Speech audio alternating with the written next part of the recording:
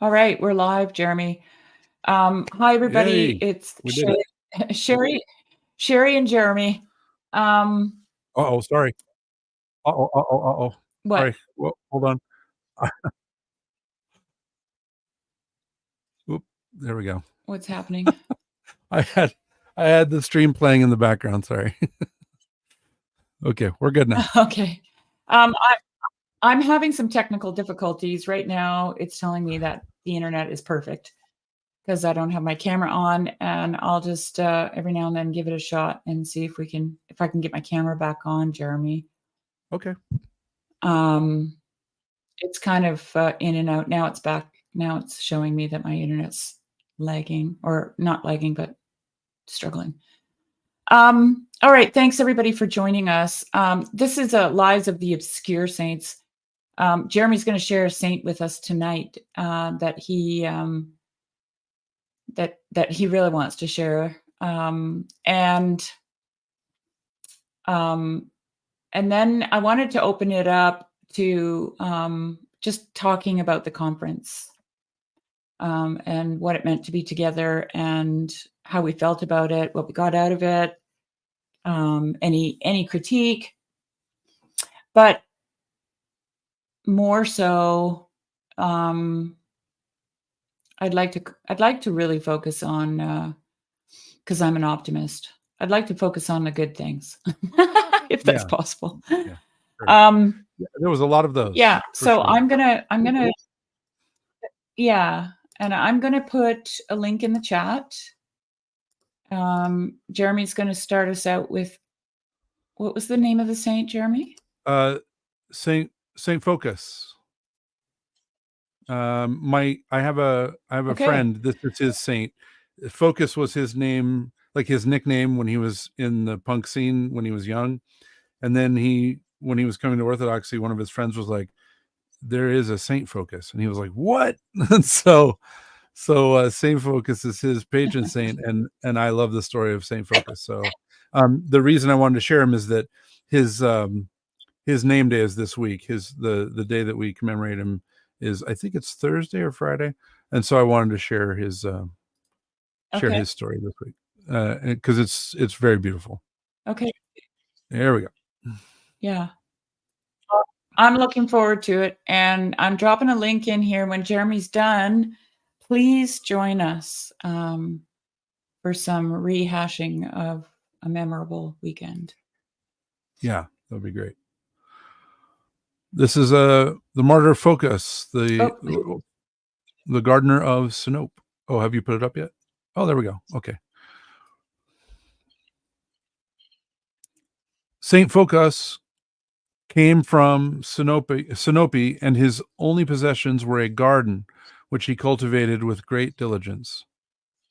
His income from the garden was very small, but since he was a good steward and frugal in his needs, he would always have something for the poor. Saint Phokas studied the Holy Scriptures with pleasure.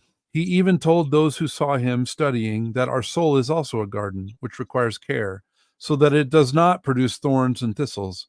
The gardener Phokas also desired that everyone's souls should become spiritual gardens. So wherever he could, he contributed to their purification and cultivation. While he was selling vegetables and fruits, he spoke words of great spiritual profit at the same time. Not only did he benefit Christians, but he also converted many pagans. At that time, the idolaters were persecuting Christians. Therefore, when it became known that the gardener Phokas was a Christian, the rulers sent soldiers to arrest him.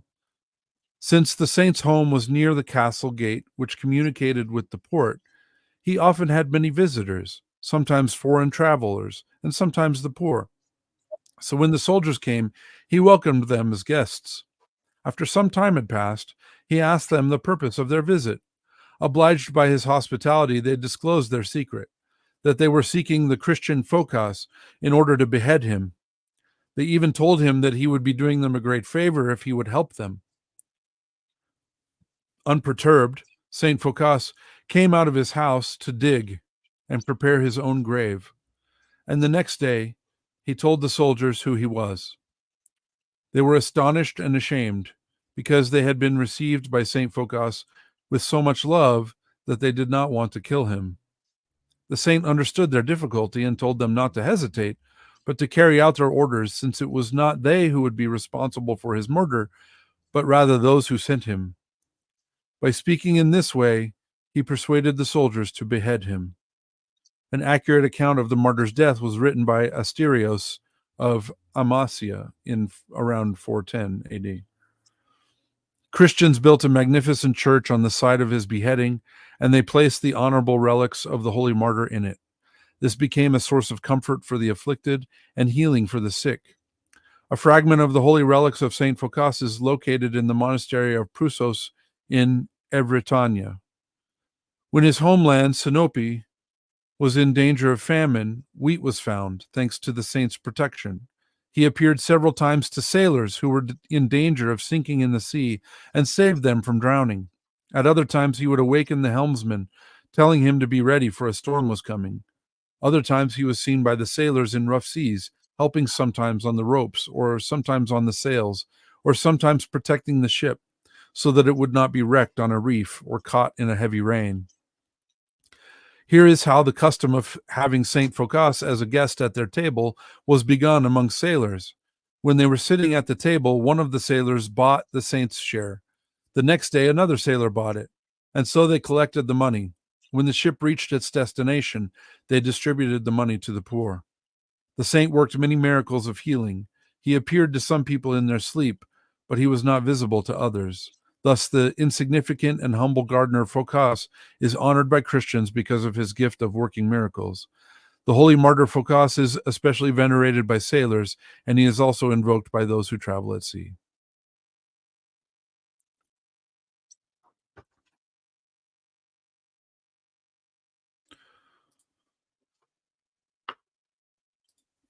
So his hometown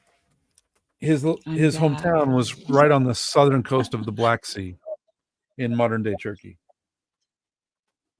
Sinope. Okay.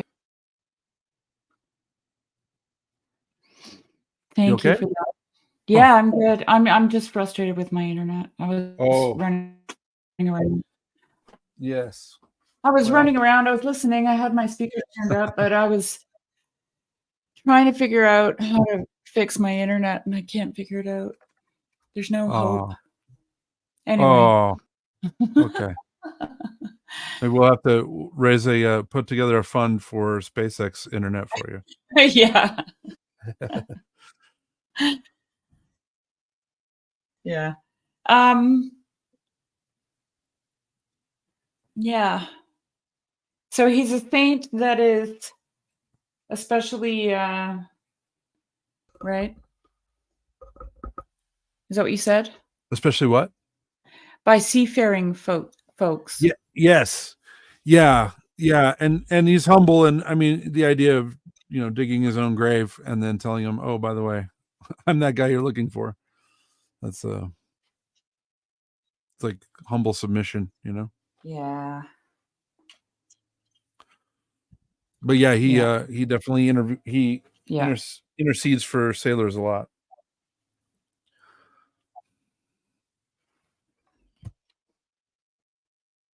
So if anyone wants to join us, they can. Or are you going to ditch the stream? Are you upset because of your internet? No, I'm not ditching this. Oh. Are you kidding? Okay. You don't know me, Jeremy.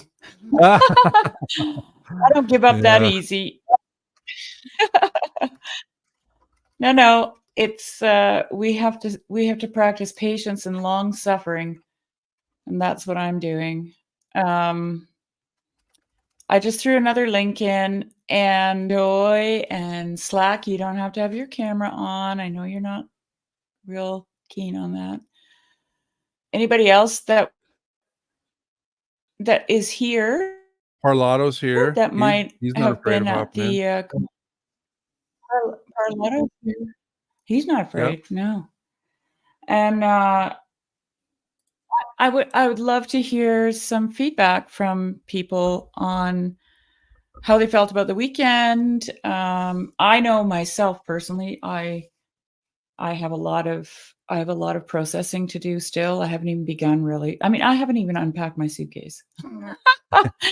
you Same. know, Yeah. I got in last night at 2 in the morning. Well, 1 in the morning, and went to bed at 2, and then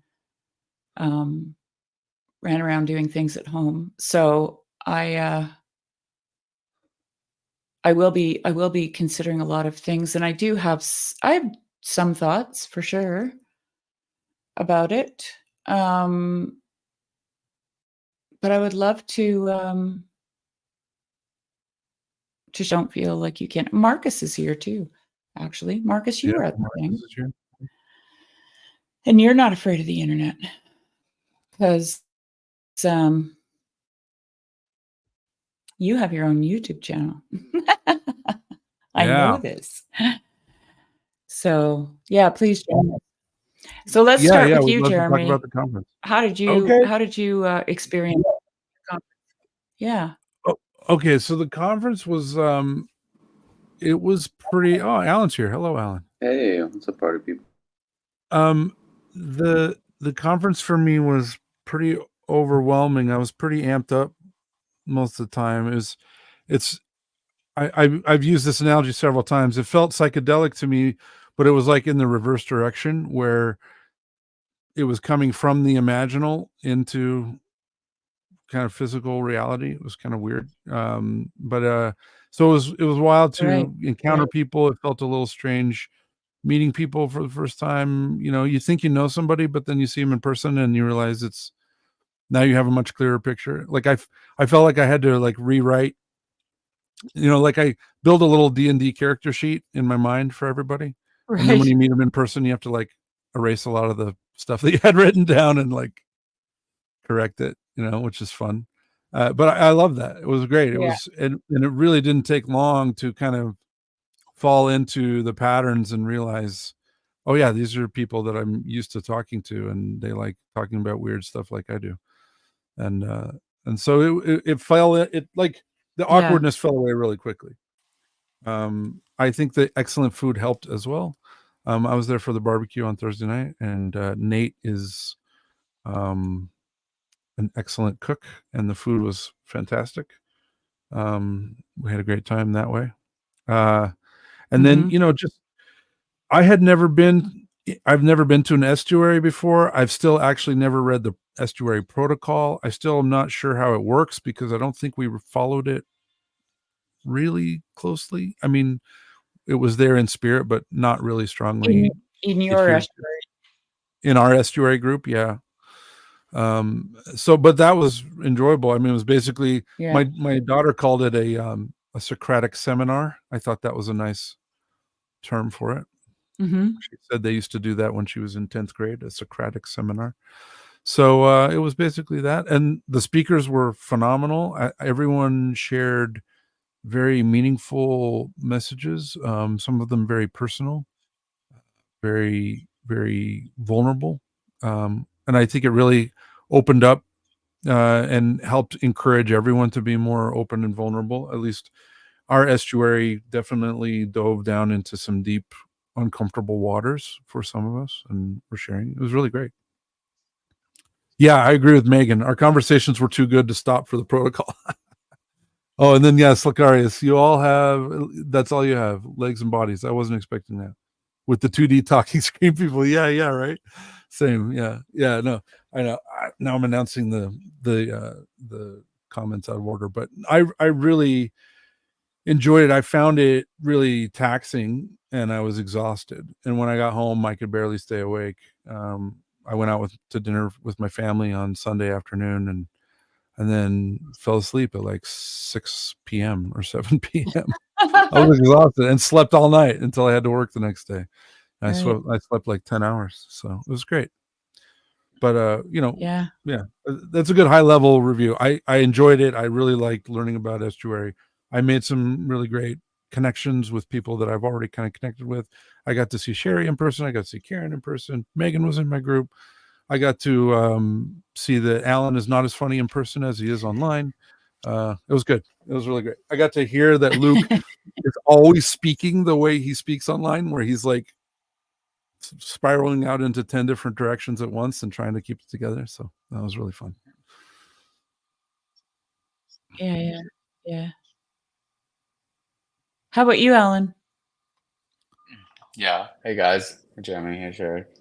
Yeah, I just wanted to jump on. I should go Hi. to bed soon because it's late. But I just wanted to jump onto the stream before I did. And yeah, I mean, it's funny because you're trying to do all the like explaining to friends where the heck you've been, for 2.5 days or 3 days and all that jazz. But I think honestly, to me, not to just get bogged down and then I had this interaction and then I had this interaction, but like the extreme personalist, to steal a Luke term, like this was very like particular to my own situation, the corner and all this stuff. So it'd be almost like impossible to describe. And just to give an example of like when I went to Chino, that was more about like, is the corner even a real thing? Is this insane? Are all the people I meet gonna be insane weirdo people that I don't want to interact with? And then I was like, okay, this is real, but I really went out of my way to not like take down numbers or anything because I was like, I'm just gonna let that be what it was. And these are just, it was more about seeing if these people are real, real human people. But this one, for me, from my perspective, was much more about now after Chino, I've interacted with a lot of people online, and this was much more about seeing people who I sort of have a relationship with. And so obviously that's unique to me and my trajectory, but because of that, there are a lot of moments I felt that were just deeply intimate and personal with people I've met before. And then also obviously new people, but it's so hard to when you say these things out loud, it just sounds so trite of like, oh yeah, someone shared this thing and it was really beautiful. And then, the people you're talking to are like, sure, goes to the that quote. I mean, Luke, I'll butcher the quote, but Luke talks about it. But like, there's no way for me to put the understanding I have into your head at the current moment. It's like you really just have to be there and to interact. And like, there's something very. It goes to Nate Hiles' quote. I think it was a quote. Actually, I need to figure out where it's from. But Nate saying, every good thing. Every good thing will be remembered in the mind of God forever. That we sort of have this desire to be like, well, how do I hold on to this thing? How do I not let go? And it's like, it's already remembered, it's already remembered by God forever. So you don't have to worry about trying to hold on to it too tightly.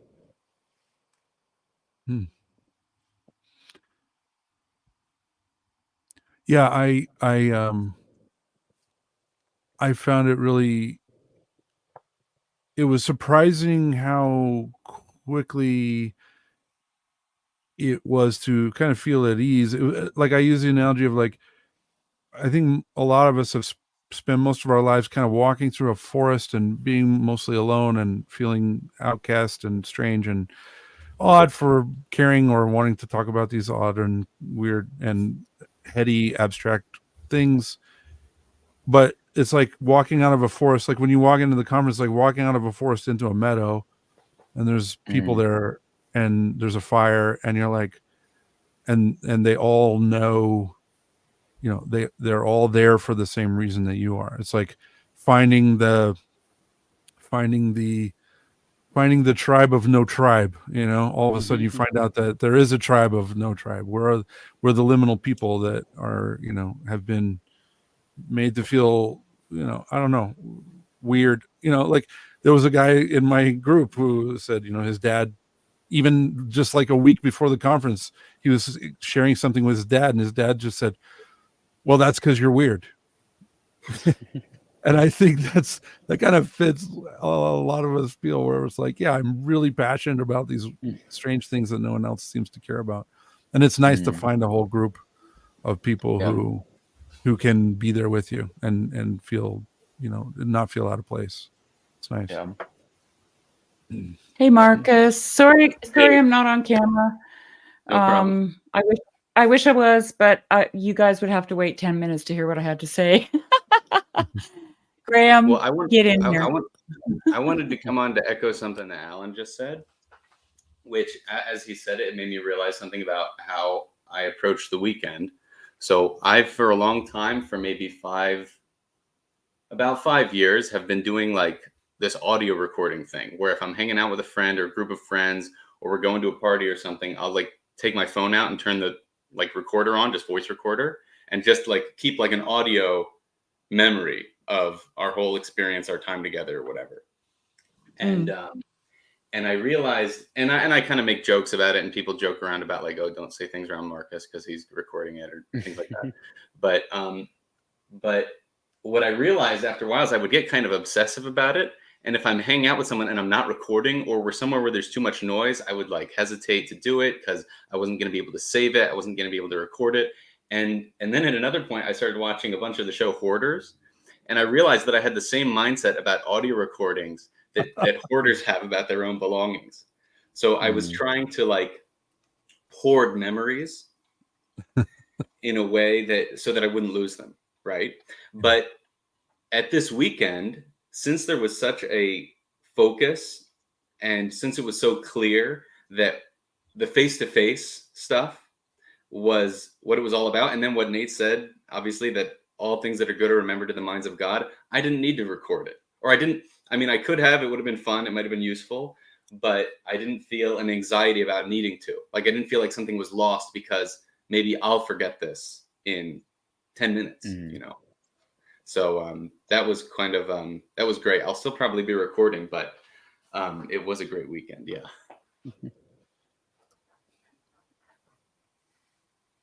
Yeah, I enjoyed, I spent quite a bit of time with Alan actually, and I was really glad that we did that, Alan.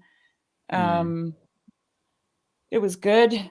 Joy was a roommate, and so that was amazing, getting to know Joy. And poor Graham had to hang out with 3 women. Poor guy. Oh, was Graham your roommate? He was in our Airbnb too, and it was probably a stretch for the poor guy. Got to meet Marcus, got to put faces, but not just faces. We see faces all the time, but I jumped in shortly this afternoon with Mark Parker on his stream, and I did a little thing where I actually got up and turned around while I was talking to them, because we don't see all the sides of a person. We only see the front of the person, and and so anyway, it was yeah, it was just amazing. It was really, really good. Like I said, I'm still processing. I wish Graham would get in here and talk about his perspective, because he did share a little bit with me about it. And it was interesting to hear from him, because he's not really hasn't really been like a part of the little corner. And he came as an observer, like, just naturally as an observer. He didn't come for that reason, but he was filling that role. And if he would jump in here and say how he felt about it, I wouldn't have to say it, because he did share with me just a tiny little observation that he made that I thought was really powerful. Yeah. What about speakers? How did you guys feel about some of the speakers and what they had to share, and who? Well, I'm not going to ask that question. So, how did you guys feel about the speakers? They were great, but to be honest, sometimes I was at the end of a speaker's talk and I was like, I want to get back to our estuary. Like I want to be talking to people or whatever, listening. Yeah. And I'm not saying this just because Graham's in the chat, but it's probably just because Graham's in the chat. I actually I enjoyed Graham a lot. He came off a little curmudgeonly at the beginning, which actually I kind of like. It's funny, but his translation of the Psalms is just beautiful, and it Unbelievable. really, yeah, it brought a lot of life back to the Psalms, and it was really Oh, enjoyable to hear, him, how much love he put into making the Psalms into the beautiful poetry that they are, and really like showcasing that, and I really enjoyed that. It was very meaningful to me. I love the Psalms. I've fallen in love with them over the last couple of years, and so it was really nice to hear his view of them. Yeah. yeah. That's interesting because I hated Graham. Interesting.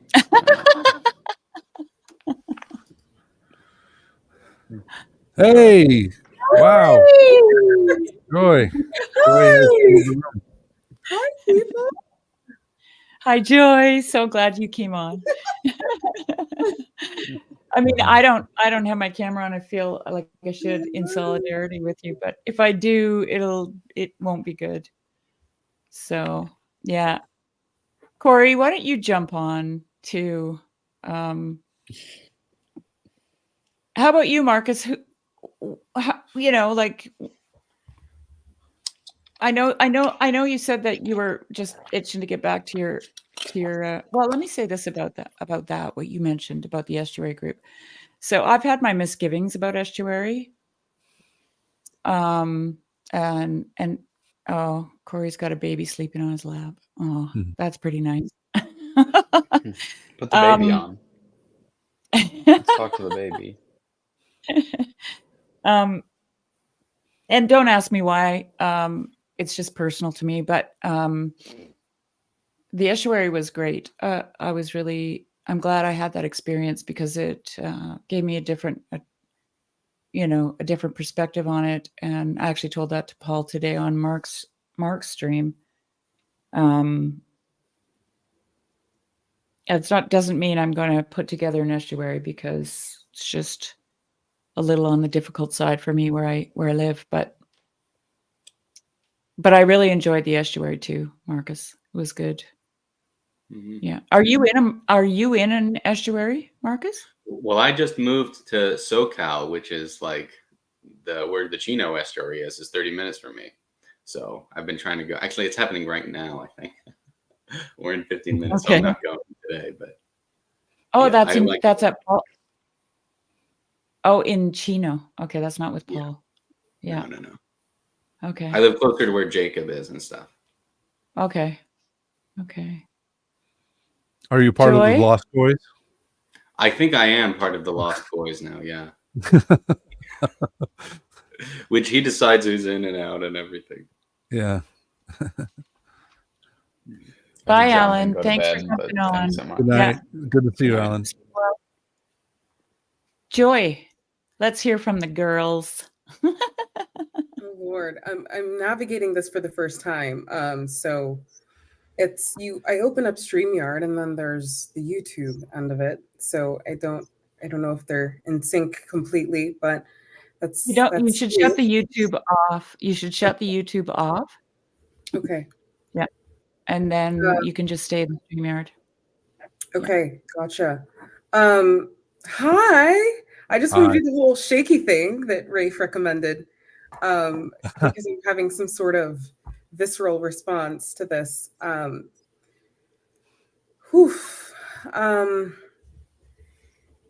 Even looking at the photos are sensitizing, just very, I didn't take a single one. Upon reflection, looking at my phone, I realized I hadn't captured a single moment of it.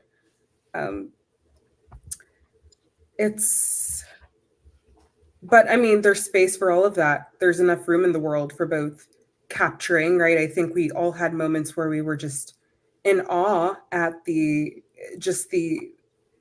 way that each moment was framed, just so worthy of capturing and holding on to. But I mean, I'm still recovering from it. I slept something, like Megan said in the comments, 13 hours.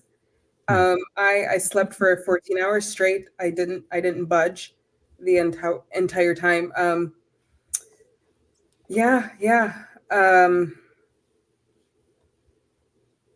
I was fortunate enough to have Graham alongside me, Corey also to come down from high with. because the entire event was so psychedelic, so far from the reality I embody now, yet so close to the heart of it at the same time. Living the life that I do in a sort of quite secluded. I'm not following the typical trajectory for the average 21-year-old. You know, I sort of skipped the traditional form of schooling, but I'm following it somewhat loosely. That's had its own consequences, and I feel this weekend was a real reminder to the heart of youth, the heart of mortality, the heart of remembrance. And I'm still processing it, like Sherry said. And I suckled from her like a newborn for that reason. I couldn't get enough of it. It was like drinking from a fire hose from the cosmos. It just, God kept showing up over and over and over. And in the wake of it, the earth felt quiet. The earth felt like there was a subtle life to it underneath. And I was sitting in the airport in my seat, sort of openly smiling at people. And they couldn't quite tell what I was smiling at after the event. Just surreal. So, yeah, just surreal. Yeah.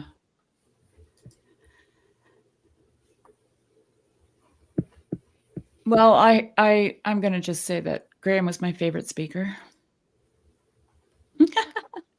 I loved what he had to say. I love listening to that kind of language. It was just beautiful, and it's just my little what do you call? It's the groove that I feel most comfortable in. But I also thought that I really enjoyed what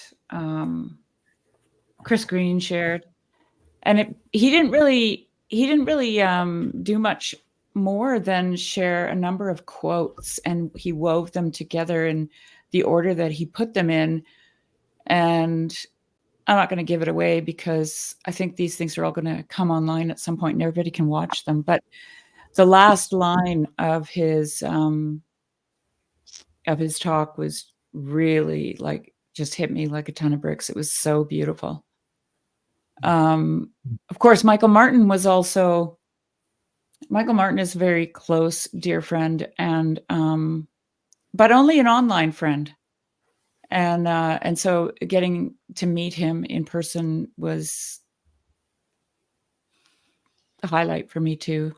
And I always love, yeah, right, Graham. I always love what Michael has to say. Michael is, he's like a really good sandwich in a restaurant. You know, those sandwiches that have all kinds of hidden things in them? You know, and he peppers his interactions with music and poetry and humor and dead seriousness. You know, like he tells a story of childhood trauma that's just like almost unbelievable, and then just admonishes everyone for their lack of anti-fragility, like just the fact that they, you know, that people in a sense want to be victims or something like that. That's how I understood it. And of course, that, you know, for me being a farmer, that is exactly how I feel. Like that is the complexity of life, right? And we can't give into the we can't find one little spot to just, you know, like let's say somewhere to dump our grievances, and that identifies us, our lives, as, you know, someone who is, you know, grieved.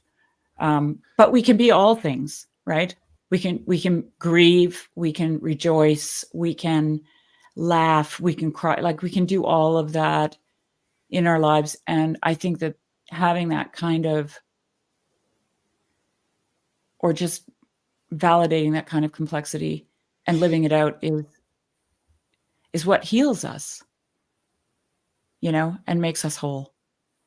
And so I love Michael Martin. Like, and you know, both Graham and Michael Martin, I have to say, when I first started reading their stuff or listening to Michael Martin, interacting with him actually, because I was doing meditations on the tarot with him, and apparently he's also quite raunchy on Twitter. I don't have Twitter, so I don't follow him on Twitter.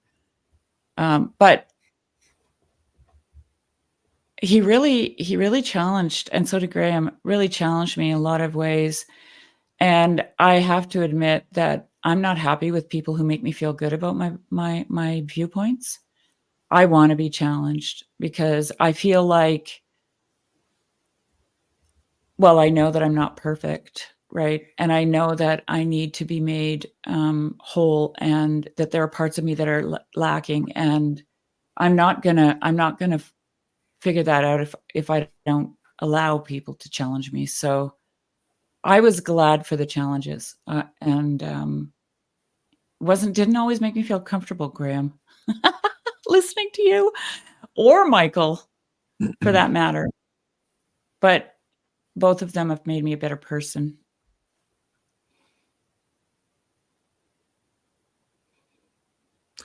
Yeah, I feel like there was a lot of the if it wasn't an overt statement, there was a lot of undertext or like the story behind the story for me was that it felt like a lot of the speakers were trying to shake us out of our being in our head too much about our ideas and about how things are, and really sinking back into experience and back into seeing things through our eyes. I think, you know, Rafe was all about that, trying to get us back into our bodies, re-embodied, you know, and I think that's what Graham was pointing at as well, is like, get out of your head and get back into, you know, your relationship with God and your struggle, your wrestling with God, and don't get complacent. And I kind of heard that theme through several of the speakers, where it was kind of like, get out of your head and get back into the struggle, get back into the ring. You know, it was great. Mm-hmm. I thought Rafe was interesting because he was the least Christian, I guess. I guess he's somewhere on the border zone right now. Mm-hmm. But he, what resonated between his statements and all the other speakers' statements just drove everyone's point home harder, but also helped sort of secure what the space is about. So the fact that he was able to come in and say what he said, maybe, I guess, gives me hope for the future, in that who else feels like they're going to be able to come forward and say what they feel needs to be said about their own lives being vulnerable or Yeah. Just to add on to that, Marcus, I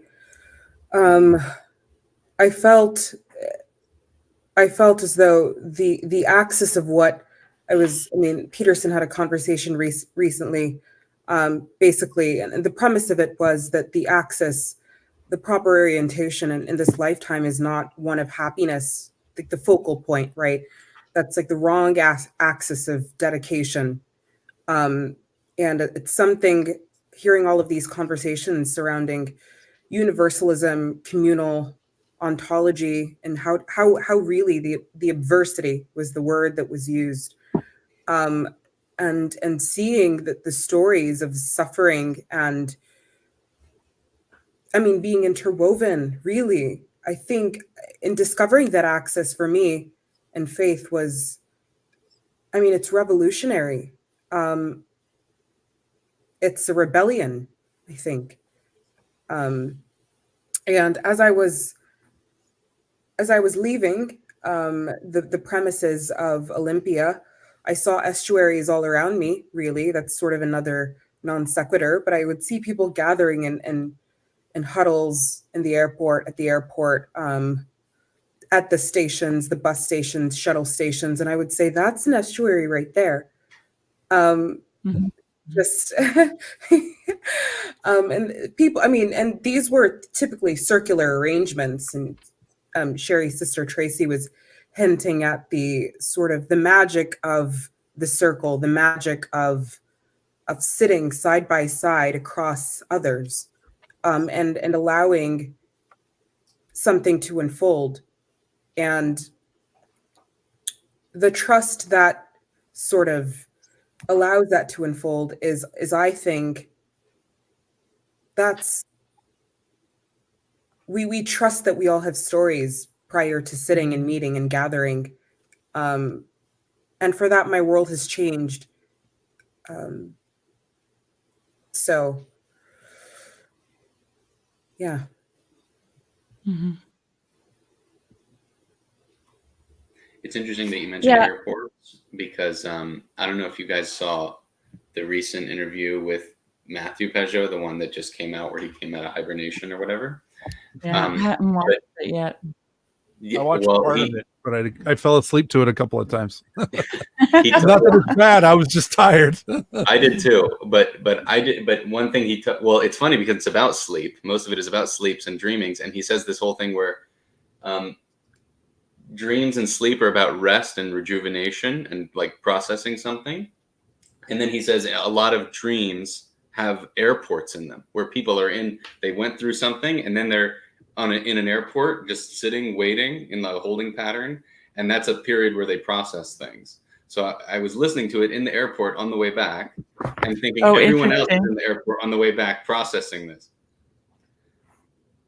Yeah, it's like a liminal space, right? Like it's like almost like a purgatory of sorts or something. Yeah. Being in an airport.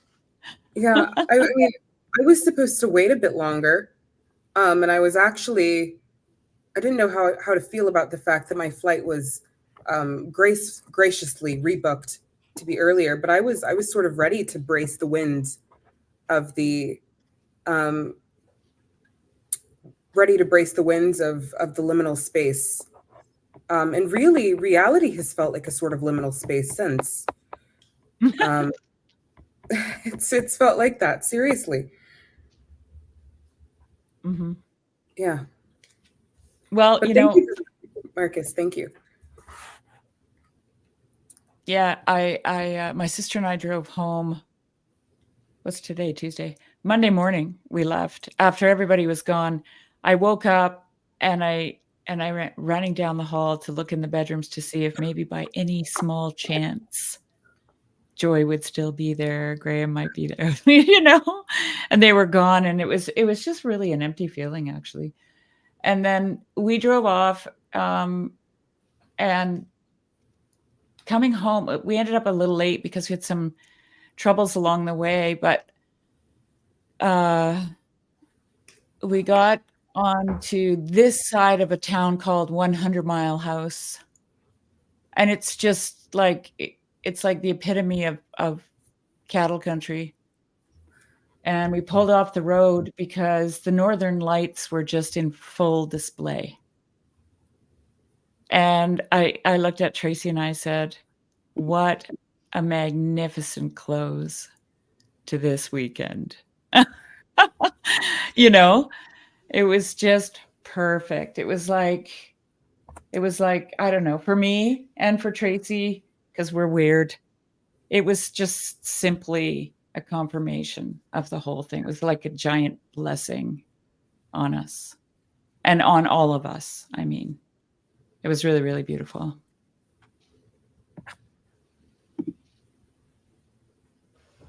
Oh, look at this. I was with Joy in the Seattle airport, and the whole thing was so dreamlike. Like the Holy Spirit was everywhere, and everything was so peaceful. 1,000 splendid estuaries. Yeah, it's true, right? Yeah. Oh, here's another one, Joy. Graham and Joy, after I didn't sleep all night talking to you, I had to write the whole way home on the airport. I was exhausted, but I couldn't sleep until it all came out of me. It was so strange. Wow, that's amazing. It was interesting, you know, because on Mark's stream, both Mark and Paul felt a little uncomfortable and unsure of Rafe Kelly's talk. And without giving anything away, because these are coming online, I know, and I won't share it, Corey, but I know from Corey that it was really, really impactful to him. And I think Noah also said something on Mark's live stream about how it was impactful to him as well. And and that's all I can say, because I don't want to give anything away. But it was just an interesting, it was just simply an interesting perspective, like to hear those two different perspectives, like two older men and then two young men.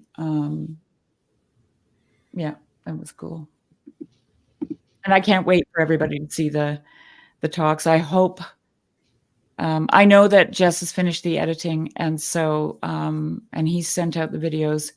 So they should be out soon. I hope sooner than later, because someone posted them on Grail Country. They're posted to premiere on the 20th. Oh, really? I didn't see that yet. Yeah, which on is the 20th? on Friday. Yeah. That's way too I don't know if far they're all away. going up on Friday, but I did see some. I was like, they were announced and saying they were going live on the 20th. So yeah.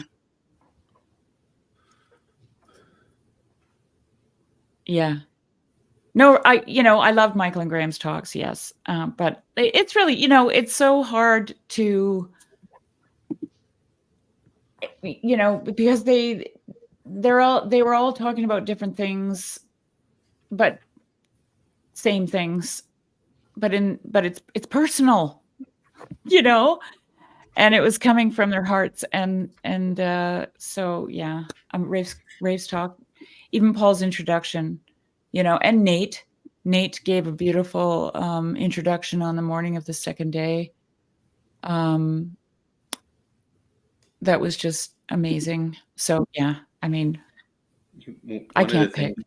One of the things that Paul said, I might actually pick Paul for my favorite speaker, but one of the things he said in the final Q&A that was very interesting when we were talking about estuaries was that the more personal people get, the more universal it ends up being, which is the exact opposite of what you'd think, because the more personal it is, the more particular it should be, the less it should have to do with anyone else, the more idiosyncratic it should be. But it turns out that that's not true, because, okay, when someone is not being personal, they're talking about politics or something abstract or intellectual, which are all interesting and fine, but they're strangely less relatable. And they actually speak to less deep truths, weirdly, because you're not talking about something that you have intimate relationship with, even if it is more abstract and a larger umbrella in a way, which is strange. Yeah. Mm-hmm. And I don't know what to think about it, but I want to keep thinking about it. Well, something that I kind of stumbled into, I like Paul's idea that this is small, it's hidden, and we're not trying to announce what we're doing with it. But what kept coming to me all weekend was that this is definitely this is the power of the hidden. It's the power of the feminine. It's the power of the mystery. It's the power of the unnameable. It's like this. It's the space, and so it just, because of my mind being and my heart being rehabilitated by becoming a Christian, I've really grown to appreciate the mystery. And I think this goes back to this ongoing discussion of trying to pin down what this little corner is. And I think it's actually not a good idea to pursue it personally, because I think that the power is the power of it is its mystery. The power of it is its hiddenness. It's veiled and hidden and not really articulable. And I think that the more effort we try to do that, the more we try to pin it down, the bigger the chance is that we're just pinning a dead butterfly to our little collection. We're going to kill something beautiful. So it's like if you've read That Hideous Strength by C.S. Lewis, the strange, weird society that they have. I don't remember if they named it or not, but that's what you were talking about reminded me of. Say that again, Yeah. Marcus. Sorry. The third book in C.S. Lewis's space trilogy Yeah. is there's a it's basically a juxtaposition between this giant semi-government, semi-academic, semi-private research institution in which everything is organized and categorized and named and is supposedly towards this great purpose that nobody can figure out what it is, and it turns out it's like the murder of the human race is the purpose, and versus this this small group of people that are led maybe by an angel, and there's just these strange local people in it, and there's a bear that walks around and it doesn't hurt anyone, and they can't figure out why it works or why it's there, but it's basically the source of renewal for everything else. Right. Yeah. Yeah. No, I agree, Jeremy. Like, whenever anyone asks me what I thought of it, I think I have something to say, and then I have nothing to say. Nothing. You know? Nothing to Yeah. say. Nothing. No. Well, I mean, like, I can't explicate it. It it's Yeah. It's interesting. I actually had Paul wrote not a review, but he wrote about it on CRC Voices. And the last night that we were there, we went to visit Nate, and Nate read it to me. And so when I was on the stream with Mark Parker today, I asked, because Paul was there, and I asked him if he would read it out loud. So if anybody's interested to hear what Paul said, and the cool thing about it is he didn't really have time to think too much about it, right? So I thought it really came from his heart, and yeah, you should listen to what Paul wrote. He reads it on Mark Parker's stream today, probably about, I don't know, 40 minutes in or something like that. And I agree. Like, trying to pin it down is not a good idea, but I feel like for those who were there, I think somehow we need a debriefing. Like, we really need, like, because I don't know about the rest of you, but there's a slight grieving process happening for me. And so I don't, I think it's helpful for those who feel that way to have something, to commune with that a little bit. Not slight, right? Yeah. And the reason I say this is because, and this might sound really dark, but this is Grail country, so I'm going to say it.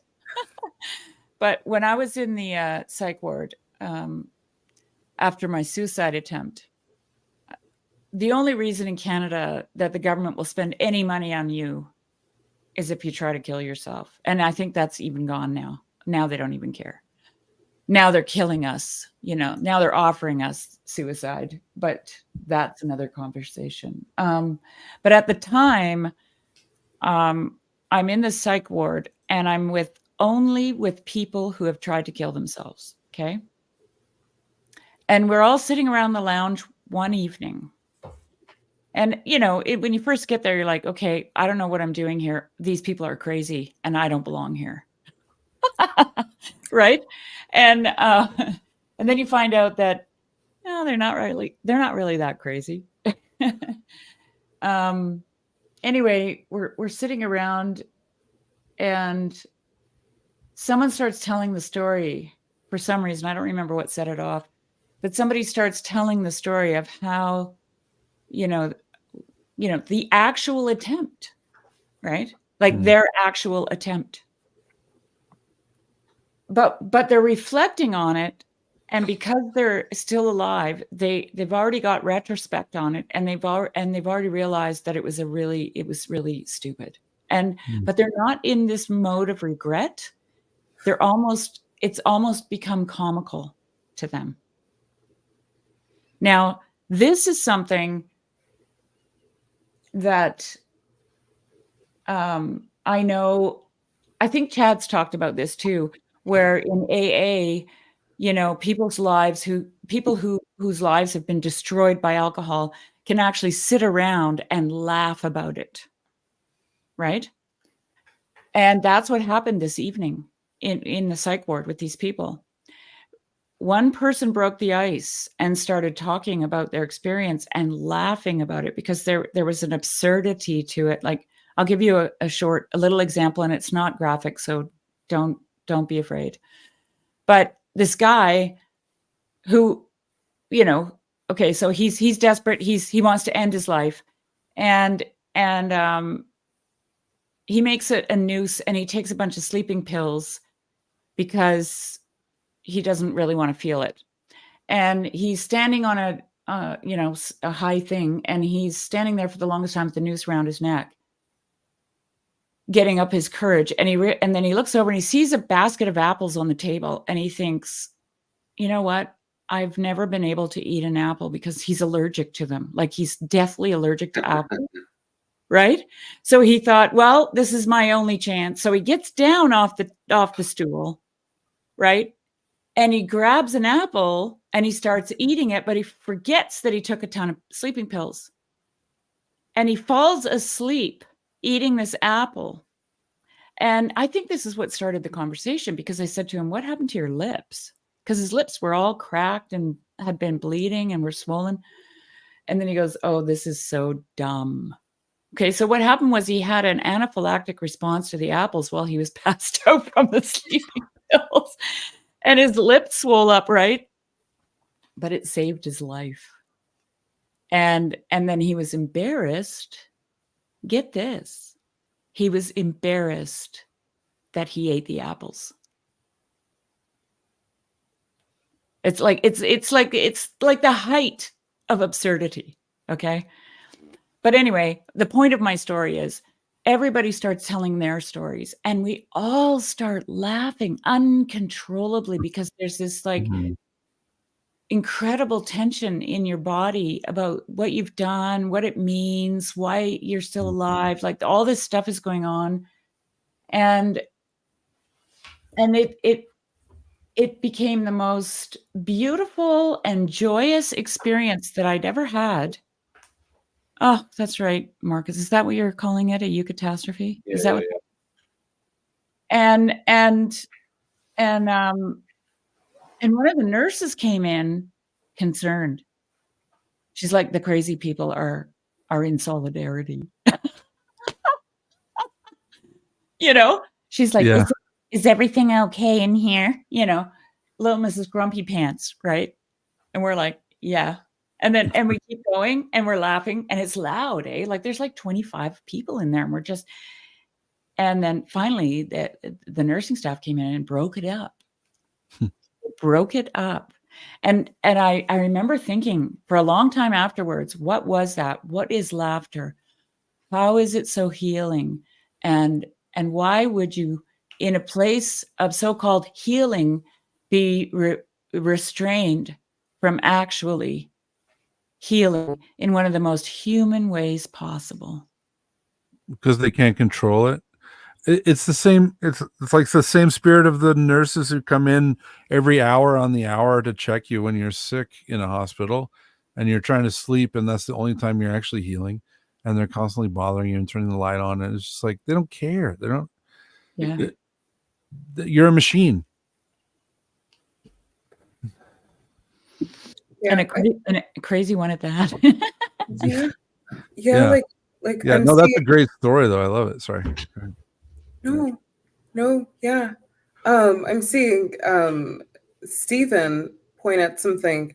Absolutely. Sherry asked this very question during one of our gatherings this weekend, and something along the lines, it was consensus around the lines, the line that laughter is basically this sort of, the hypocrisy, the transgression, the paradox, and sort of how it springs. And laughter is a sort of reaction to that, the irony, right? The great irony of life. I mean, the many ironies of life, heavy laden with irony and paradox, And laughter is a sort of this serendipitous, this spontaneous, overflowing reaction to that. And I, there were many times during this conference where I slipped into old patterns of existential, just questioning the value of my life, what I was to contribute in the wake of all of this torment and all of this joy, and how it was all just so woven together, the eucatastrophe of it all, right? Mhm. And I suppose still making light of that, still processing that, because it's an old pattern that has sort of haunted me for some time. But this time around, it had this signature that was just so. It had a signature that was perhaps more catastrophic. Mhm.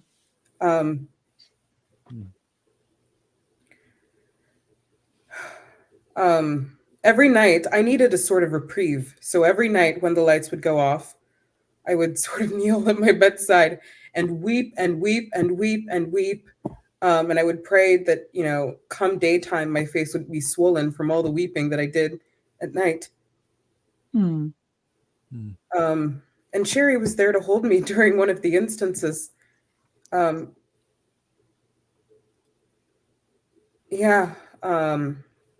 Just absolutely paradoxical. Seeing all of it just woven together, the beauty of it can either make you just holler in laughter or just break down in tears. So, yeah. Yeah. You guys are talking about grieving, but I have to say I loved it so much. However, I wouldn't be able to stay in that space. That's like, No. it's No, too no. heavy. It's too much. And then, you need to, like, the animals need to be fed and the pool needs to be cleaned and the lawn needs to be mowed, right? Like, thank God we were pulled back to the mundane that need to be done, because that's also how we process Mhm. trauma and process our emotions, are those little small consistent physical things that need to be done. I'm with Afriel. I think it was just right, although I was a little sad I didn't hang out Sunday and go to the inner circle party, but I don't think I would have been dead. I would have just been sitting there. I would have been a zombie. So I had big plans for Sunday to go hiking at some beautiful park, and I never did any of it.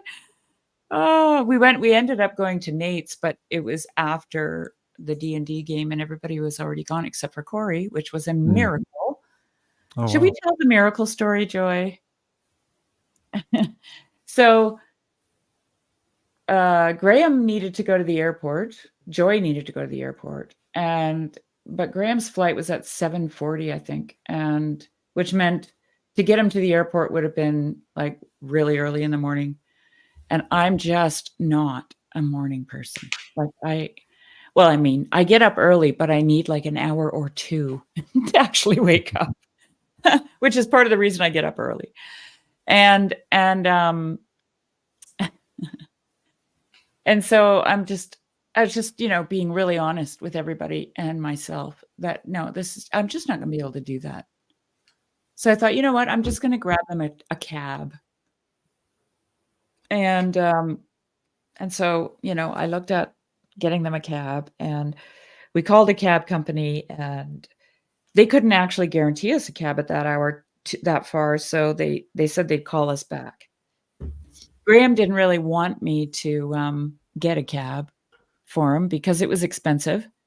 And I said to him, listen, if we want to live in a world of scarcity, then we don't get our friends a cab.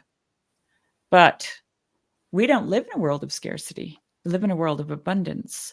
And the only way that is to be experienced is if we all share what we have, right? Mm-hmm. Depends on your definition of scarcity, I have to say, as an economist. Well, listen, Mr. Econ Playground. I'm talking about distributism here. You know, Okay. not that I know anything about it, but I'm pretending. But anyway, so, and then Graham and I walked to Nate's place. And as we were walking there, we just randomly started talking about chaos theory. And well, I mean, I think I brought it up, but we were talking about chaos theory and the pattern that lies at the bottom of it and how it's beautiful. And of course, this leads to the idea of perception and how we perceive things. And, you know, when we don't see the pattern, we perceive chaos. But in reality, there's always a really, really beautiful pattern underneath, right? Then we walked into Nate's house and Corey was sitting there. And now here's the deal. Nate says to me, could Corey stay at your Airbnb because he didn't make plans for this evening and he has nowhere to sleep and he's leaving tomorrow morning. And then of course I looked at him and I said, are you flying out? And he said, yeah. I said, what time? He said 7:10. And I'm like, oh, could you take Graham and Joy to the airport? And he goes, of course. Because he had to be there actually a little earlier than Graham. And Graham looks at me and he goes, it's the pattern.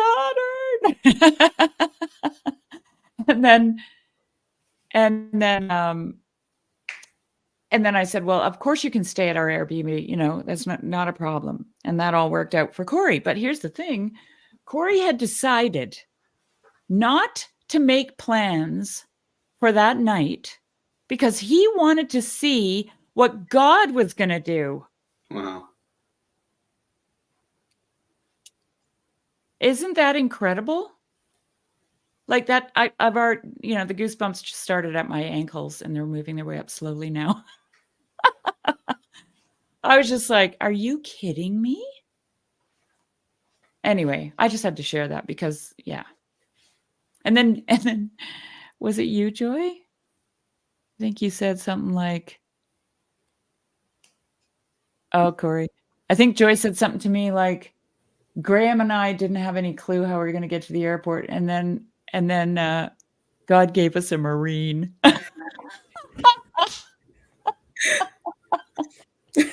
They went in style, total safety, could have been the apocalypse. They were there with the best man out there. Yeah. Right, Corey? Yeah. And I actually saw sort of not coincidentally, Russell Brand was speaking about something regarding patterns today and coincidence and how upon leaning further into prayer, something like coincidences occur over and over with more intensity. And Michael Knowles, our fellow, yes, that's true, Graham. Absolutely. Hey, I won't have any of that. Start to listen to Spongel and pay attention to the road. And Michael Knowles reacted and he said something like, once you begin to align yourself in prayer and contrition, it just something like the truth or the logical, the sort of the truth or the grace abundant and already overflowing in the universe becomes known to you. And that is, it's not coincidence per se. It may unfold as coincidence, but in all truth, it's the overlapping grace, the pattern that becomes known to us, available to us. And that was the beauty of this weekend also. And you were, Sherry, you elegantly, you were like, that's Nate. Like, that's Nate. Mm-hmm. That's us. Where two or three are gathered. Mm-hmm. So, yeah, absolutely. Well, and the other part of that story was, Graham said to me, he said, it's the pattern. And then I looked at him and I said, yeah, but you got to be willing to take a risk. You got to be willing to spend $200 on a taxi. Right? That has been my experience with God. When I say, okay, because when I'm doing that, I'm saying that my God owns the cattle on 1,000 hills, right? And do I have $200 to spend on a cab? Not really. Who wants to spend that money on a cab? Really? Like, come on. But I'm like, no, my God, he owns the cattle on 1,000 hills. And then he swoops in and says, got this, right? Oh, Graham. I knew it. Yeah. Well, I mean, there's just something really cheap inside of us, right? That says, that's ridiculous. Anyway, Mark, welcome. You were kind enough to join my stream, so I thought I'd hop on just to. And I caught up with a lot of what you guys were talking about. I only missed little bits and pieces, I think. Cool. Nothing particularly to offer other than to say hello to what are now familiar faces. Yeah. Yeah, we were all there. We were all together. I have to say that I spent quite a bit of time touching the beards on the corner, except I didn't grab Marcus's. His is a little too close to his face. I trimmed it just before I got to you. Marcus and Mark, I didn't touch your beards, but I did touch Jeremy's beard because I was dying to touch it, and Nate's.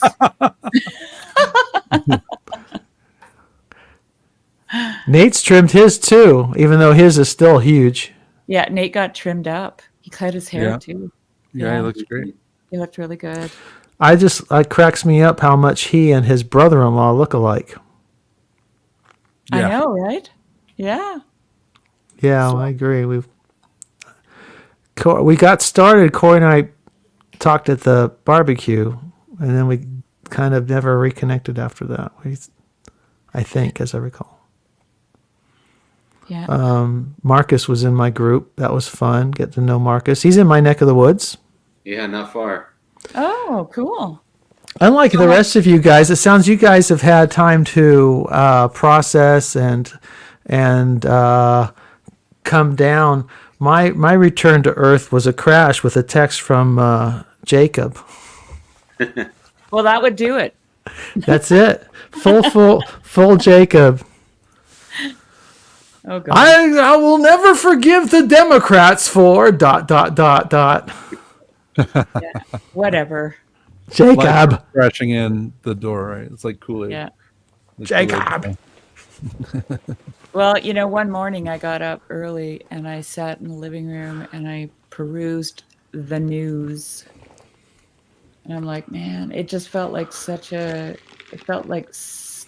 was so cheap. It was so cheap. I thought, yeah, no, not interested. Probably not ever again. Sherry, it's actually something I tried to do that thing today that you did then in that moment. And after hearing about what's happening in Springfield, Ohio, parts of Ohio. Mm-hmm. That's exactly what I was looking at, Joy. Yeah. I mean, listening to what's happening with the parent, we're not going to get into that right now. No, we're not. No, we're not. But it's cheap, is what it felt like. Yeah. I was like, yeah.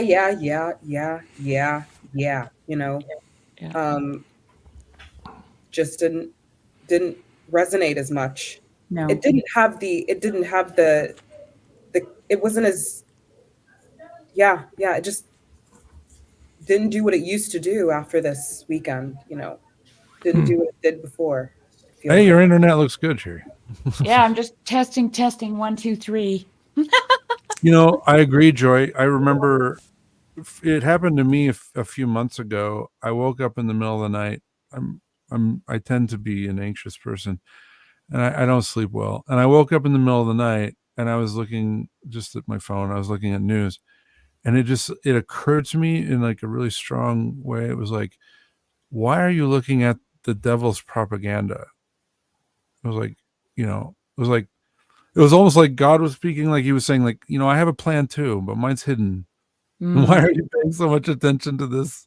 Nice. The devil's propaganda, and really it just kind of broke the spell. Yeah. And I realized what I was looking at and why I was getting so anxious. And I've felt much better since I stopped looking at the news so much. And Yeah. Now when I wake up, I just go pray. That seems to work a lot better. I don't even wake up anymore. That's how good it is. Yeah. Yeah. Yeah. Well, I still have kids at home, so like a rock. Yeah. The phrase actionable intelligence comes to mind. It's how much is actually actionable in the news or in anything that pretends to be news, or in because we still have to you're still on this earth. We're still got to do our daily tasks and play our part in some way as ethically responsible people, but how much that's out there is actually actionable, and how much of it is just there to wind you up and tear you down and make and it's not even if there's at the principalities and powers level, maybe there is intent to actually tear us down, but the people involved in it are just it's you could say they're just pawns. Okay, well, let's juxtapose those two worlds. The one we just had on the weekend and the one that we see on YouTube in our feed. Does the one that we had on the weekend, does that actually guard against the one that pops up in our feed? Because that's what it feels like to me. Like, yeah, I won't ask any more than that. Maybe thoughts on that?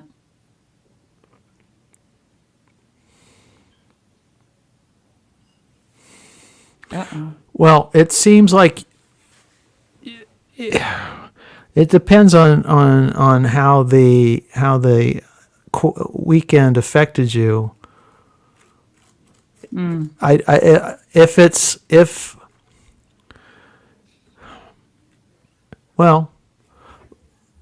Luke asked me at one point after the second Rafe outdoor exercise. He said, "Mark, don't you want to be grounded?" It was because I'd slipped out of that one and I didn't participate. And I said, and we were teasing back and forth, but the word grounded, I think if you went into this thing and come out more grounded, I would say that's healthy. If you went into this thing the kind of numb or to sensitize oneself from the world or from your pain as a kind of anesthetic, that's probably not so healthy. You probably it's a form of escapism. Mm-hmm. So you don't want it to be escapism, but grounding is good. See, grounding seems to me to be. Well, you could use the word centering too. Here's the thing, though, Mark. Like, I know a lot of people. I've sat in and participated in a lot of discussion in the corner about with people who feel like they can't tell the difference between what's real and what's not real, and therefore the question is this place real, right? No. And I can say, like, I don't have that much difficulty with what's real and what's not real. I have a different understanding of what that means, and I can discern those things pretty easily. And I'm not talking about AI generated images, okay? Those I can't tell. But for those people who have difficulty with that right now, and for good reason, I think taking part in a conference like that makes that pretty tangible, right? What is real, what is not real. No, that's and good. That's what I think is the most important part of being, for people, even for myself, I never doubted, to be honest, and I have pushed back on this narrative for a long, long time, that this place isn't real. I never doubted that. And I told that to Paul today, well, on your stream, Mark, you and Paul, that because I've worked with horses and I've understood what it means to touch consciousness with in a virtual reality. I didn't hear you though then what you're almost sounding a little bit Gnostic, and you didn't sound Gnostic then. Gnostic. in a sense that this is not real. Lord have mercy. Yeah, I know. He's just, I mean, all I can do is I'm operating with my ears at the moment, and I may be completely mishearing you. Jeremy, can any of you guys, Joy, Marcus, can correct me. I just heard you sounding a little more Gnostic this last time. When I heard you talking to Paul, I understood you saying, I've made deeper connections with living beings in a profound way. And I know when you talked about the horses. What I was talking about on your stream was exactly this. I never doubted that this place was real for this reason, Mark, because I have had to live in a virtual reality. Okay, this place, you're saying you have no doubt that this place is real. Right. That's what you just said. Okay, right. Completely opposite of Gnostic. Okay, never mind. Right, because okay. Because the question was constantly arising in the minds of, and I'll just use the term, quote unquote, young people, right? Yeah. That the internet isn't real. Like that's kind of the narrative. The internet's not real. Oh, yeah. And so gotcha. So it's like, for good reason, they're asking the question, is this place real? And I was always saying, even, and Chad can testify to this, even in our Boxer group before we did live streams, I was like, stop it, you guys. You're going to kill this thing because this is real. And the reason I can say it's real is because I've had to live in a virtual reality with my horses on the ground. Because they're not human beings, right? So where do I have to go to connect with them? I have to go into their consciousness. I can't see that, right?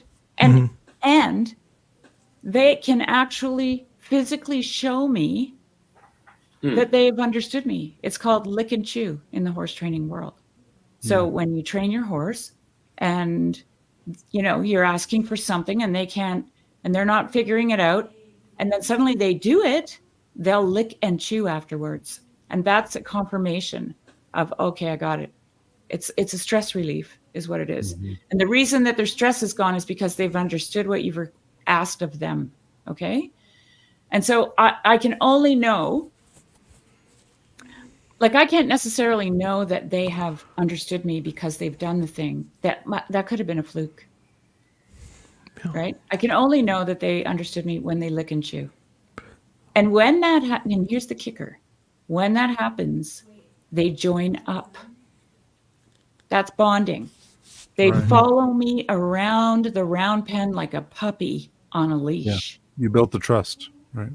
Yeah. Yeah, and they've learned that they can submit their will to you and not be hurt.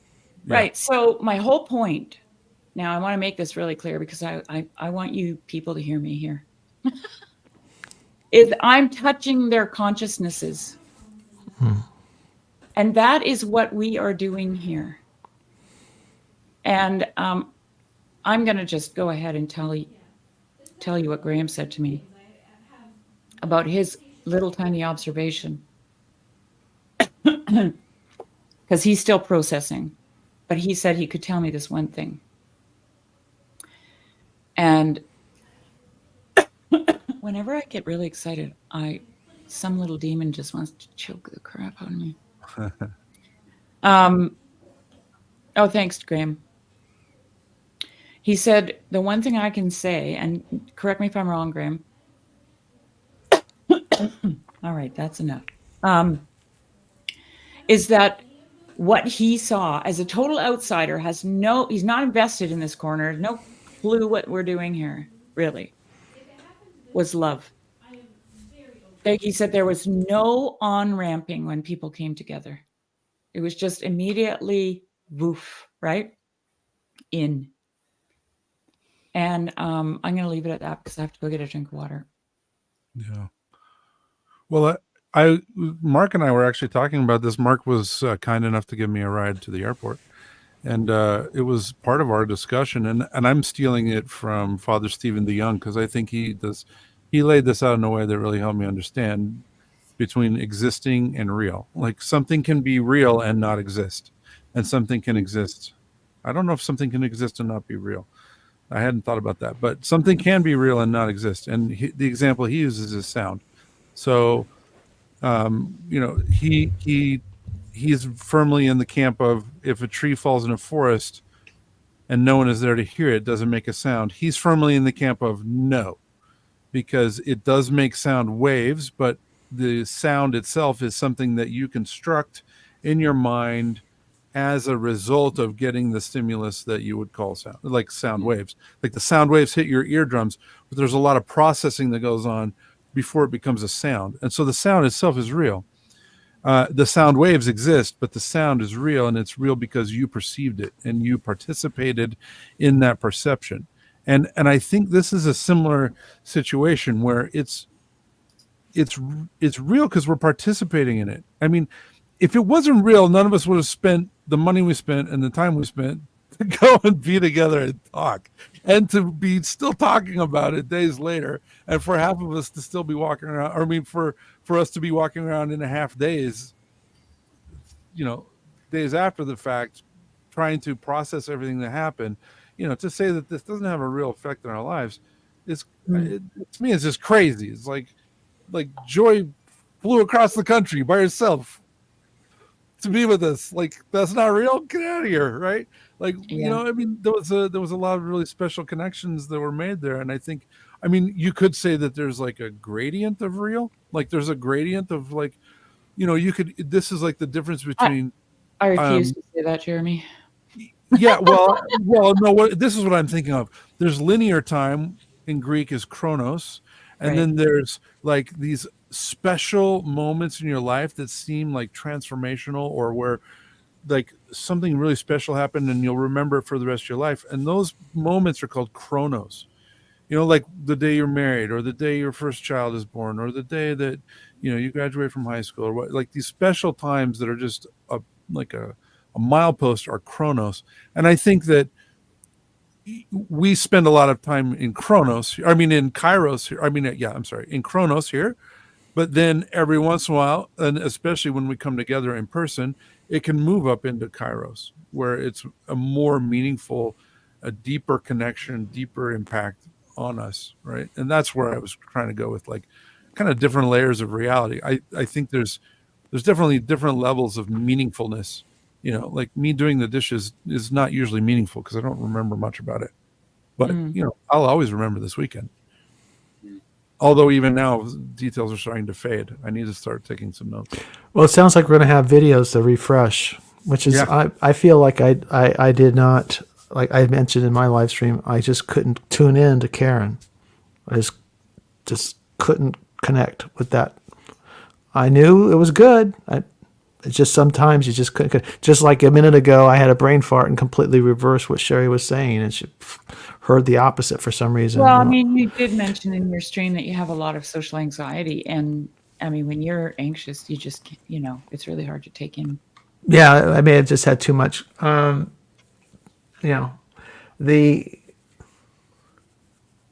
part of two of what I was a little confused by when you said this is real, I'm trying to figure out what this is. In terms of, are we talking about the this on the screen, or this here, this between ourselves? All of that. The this in the, yes. I mean, that's the thing, this is the family. Corey's Lisa, give me a little affirmation. Yeah, well, I'm not always really good at articulating. So it doesn't matter. I missed the point, but it was when you clarified it. Went, oh, okay. Now I'm understanding. I think. The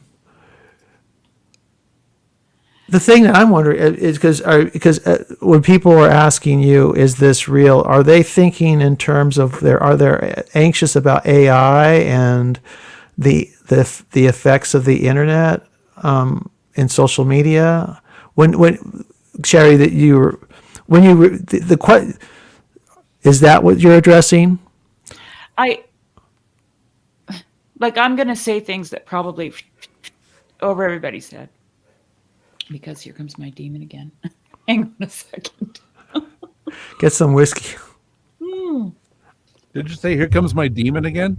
Yeah. Alcohol is medicine.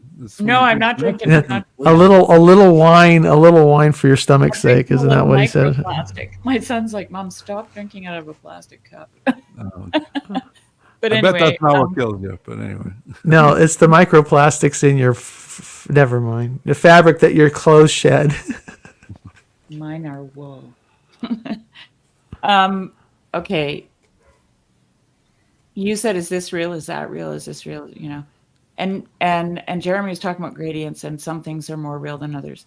And when I hear that, because for me, I live within a sacramental worldview, and that for me is what poetic relation is.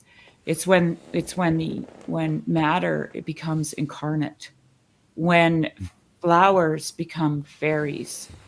And so I can't distinguish between the flower and the fairy. Okay?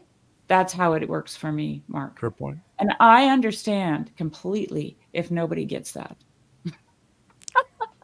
Okay, well, You know, I wanted, but I my wanted, I just want to finish go my ahead. thought, because people will misunderstand me, because they always do, and I just don't know how to say it any other way. But the way I've come to describe it now is I don't live in a world of distinction with division. I live in a world of distinction without division.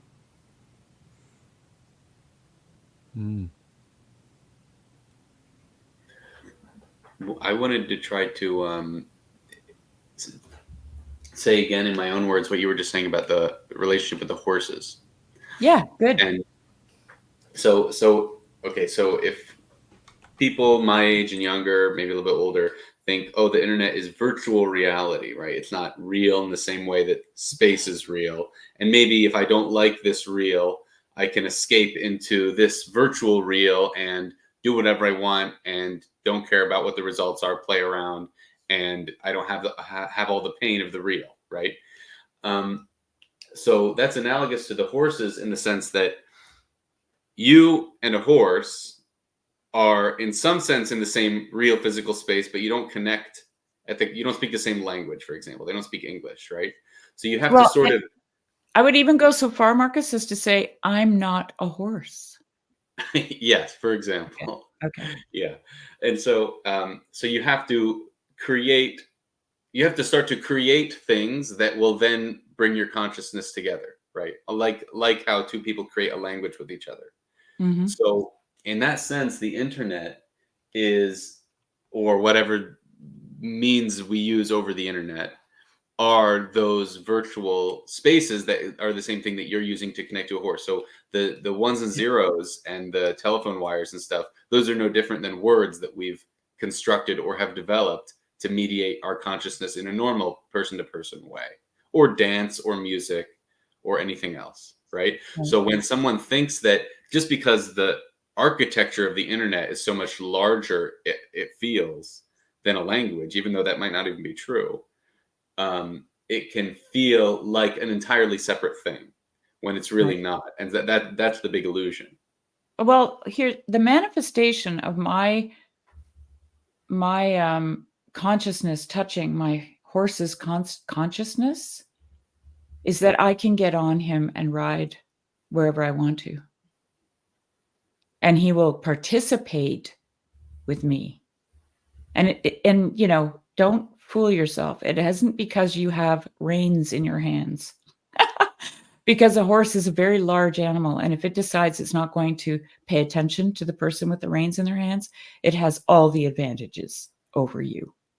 Been there, done that. Okay. And then you watch, just go on YouTube and watch people who ride a horse with no saddle, no bridle, no nothing. They just sit on them, and they're, you know, they do groundwork with, you know. If you have a mechanistic worldview,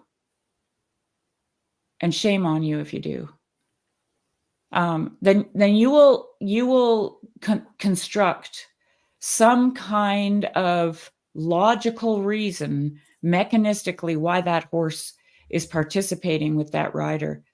But if you got on that horse, you would probably fall off. You would never be able to make that horse do anything that the rider that you're watching is doing with that horse, because the only reason that horse and rider are moving together is because they are consciously connected to each other. you know, the scene in Avatar where they plug into those horse-like creatures. There's a reason for that scene, for that, right? Because that's how horses are amazing. My sister says all the time, and now that you've met her, horses, it's a horse that brings Christ back, right? For the second coming. It's a horse that he's on. So, you know, and I realize everyone's going, you know, chuckle, he, especially Jan gone. Well, Sherry, if on you might, Mahayana Buddhists might say that the horse is just all sentient beings. Mm. Okay, if you're into the idea of the bodhisattva and Mahayana Buddhism, the idea is you're in it to redeem or for the enlightenment of all sentient beings, and a horse is a sentient being, and the horse is gaining merit through its love. So it's going to improve its it's gaining merit by giving itself to the rider. And by allowing itself to be used as an expression of love from the horse to its human rider. How the human treats the horse can also impact the rider's karma, right? So he can either earn merit or send himself give himself points to go the other direction. So there's a relationship there. I know that's not a Christian worldview necessarily, but it doesn't strike me as a necessarily unchristian worldview either. But I think the synchronicity or the connecting of consciousnesses in a deep relationship of love is what you're talking about. Yeah, I mean, there, you know, you can do these therapeutic retreats with horses where you walk with them, or you just interact on the ground. You don't ride them. And one of the first things that they'll do with people, and I've done this with people who come and stay with me. I've had lots of people over the years come here. And I do it for them actually. Is I'll say, okay, pick up your horse's feet. It's not a given. A horse can pick up feet on command, but not if the person asking them to do it isn't soft. And that softness is in their heart. It's not in their, you know, and here's the thing, a horse will read your body language. So if you are faking your softness, it doesn't work. If you're trying to be nice, but your patience is only this long, doesn't work, you know? And so therapists will actually use that exercise to teach someone to submit and to give. And it's when you give and submit, the horse gives back. Yeah. Think about that. So anyway, we could go on and on about horses. Yeah, I was actually going to share. My grandma told me if there was a girl, like I lived with my grandparents my senior year in high school. It was the greatest thing that ever happened to me. But she said, if there's a girl that you're interested in, bring her over here and feed the horses. Oh, yeah. I could tell right away. If don't like her, you shouldn't go on another date with her. And she was dead right. You know, I had one girl I brought over. The horses were just like, they just like, see ya. And they took off way down to the bottom of the pasture. And, you know, if you scare a horse away while you're holding oats in a coffee can, there's something wrong with you. And I don't, you know, you can't always articulate what it is. But then I brought this other girl over and the horse came up and she was petting the horse and the horse is loving on her. And my grandma just looked at me and I looked at my grandma and I'm like, that's the one. Yeah. Yeah.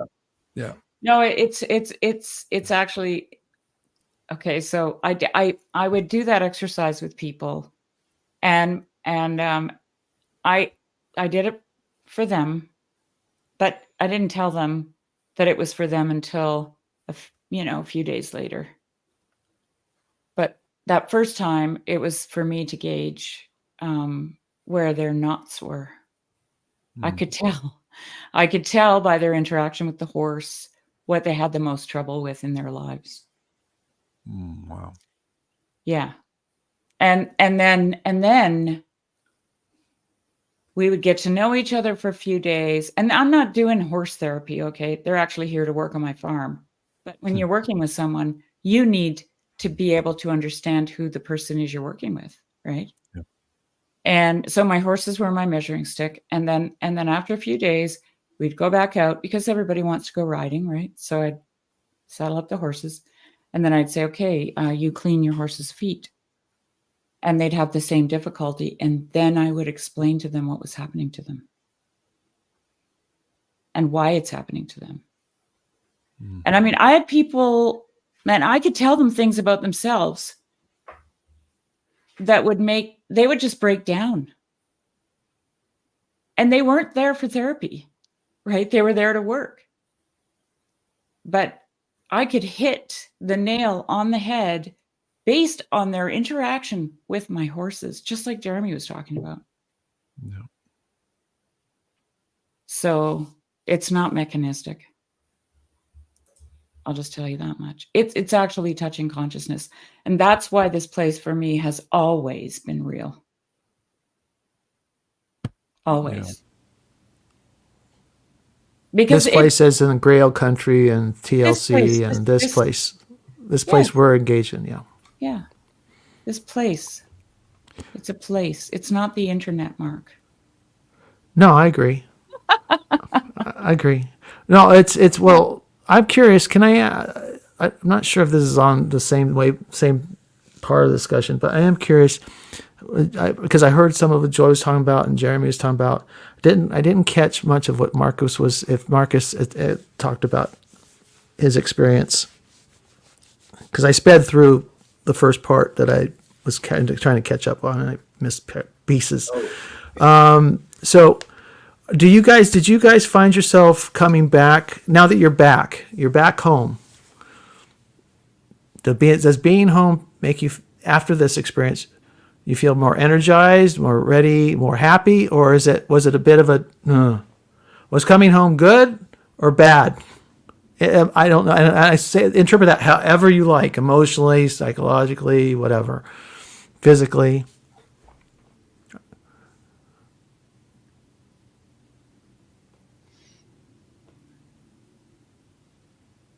If the weekend was high, coming home is down, up, lateral. How would you? Yes, exactly. Corey's got this. It was good to come home, and being home. Okay, before I left, Jeremy knows this, I wasn't doing very well. I was in a bit of a funk, depressed. And of course, I was energized and it felt good to be with people. And I was a little afraid about coming home. Mm-hmm. But it's maintaining, and it's actually influencing. Like, I feel like I see differently. I think Corey said it well.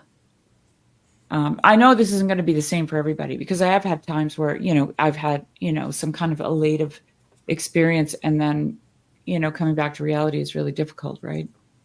But for me this time, I was pleasantly surprised, because I was just kind of, hi, Jesse. I was just kind of open to seeing what would happen next, and not try to influence that, like not try to be happy, not try to be sad, not, just where am I here? And I miss everybody. I miss the experience, but like Jeremy said, you can't stay there. I realize that. But I feel like something has shifted, actually, in a really good way, for me at home. Thank you. Yeah, I feel more grounded. No, I feel more embodied. I also switched to my work schedule. I used to work 4 10-hour days and then have a 3-day weekend, and I thought that was the coolest idea ever. but I would get home and I was exhausted and I didn't have any energy to exercise. And so when I came back home, I'm also on this new schedule where I'm only doing 5/8. So I work from 6 a.m. to 2:30, and now I have all this time in the afternoon. But I feel so at peace. I do feel really I feel more connected. I'm definitely trying to listen more. That's one of the big things I'm trying to bring is like listening to people around me at work, listening to my wife, listening to my daughter more, less time doing TED Talks and more time about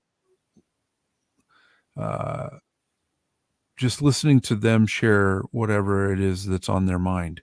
And it's nice, as I've been trying to be more quiet, the people around me are opening up more, and I'm really enjoying it. Like, I think I got a lot of practice from that this weekend, and it was really, I think that's a good thing to bring forward with me. I think that's probably the biggest thing I'm going to bring forward with me is trying to be more of an active listener and be more reserved and more, use fewer words.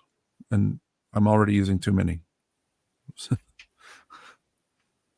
I've got to head out in a second, but what I'll say about feeling coming back is definitely, I don't know if the emotional balance is higher or lower. I think definitely lower, but not in a catastrophic way.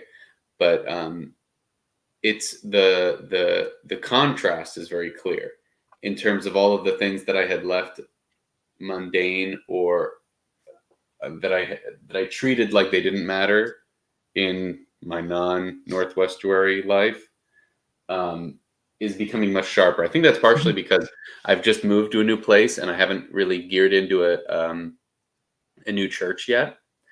And so I'm looking for that. And when I was at my old church every Sunday or at Vespers, that was like a mini version of that to make clear what I'm caring about and what I'm not caring about.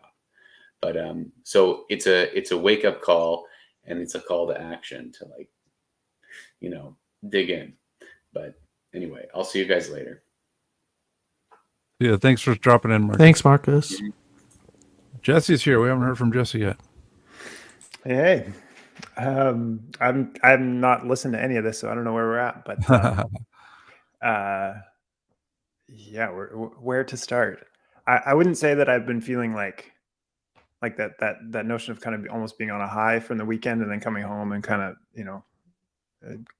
coming down or feeling a bit down. I wouldn't say that I've been experiencing that per se, although there's I've definitely been reflecting a lot.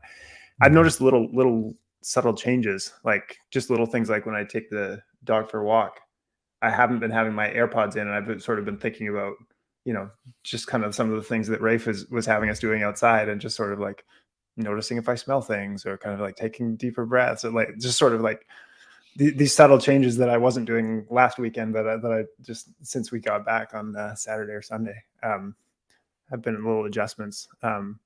Jeremy, I've taken to heart a number of things that came up in our estuary meetings that you said, that has sort of just been subtle adjustments in kind of my patterns of behavior with my daughter and then my wife. Glory to God. Yeah. So just little things like that. I'm sure there's a lot more. I've been thinking a lot about just sort of my relationship to the corner. It has taken on a dramatically new valence now, because it's shifted from basically just lurking, since way back when, to now all of a sudden it's like, hey, I said hey to all of you guys and we had good conversations and whatnot. So now it's like, well, now I gotta hop on the streams and say hey, because now it's not just like people that I'm watching, or even like I would never just little things, like rather than like start at the beginning and try and like rip through, I wanted to hop on while it was live so I could be able to say hey. So just these subtle things. Now there's a lot more. The corners has taken on obviously a lot more personal valence since this weekend, for sure.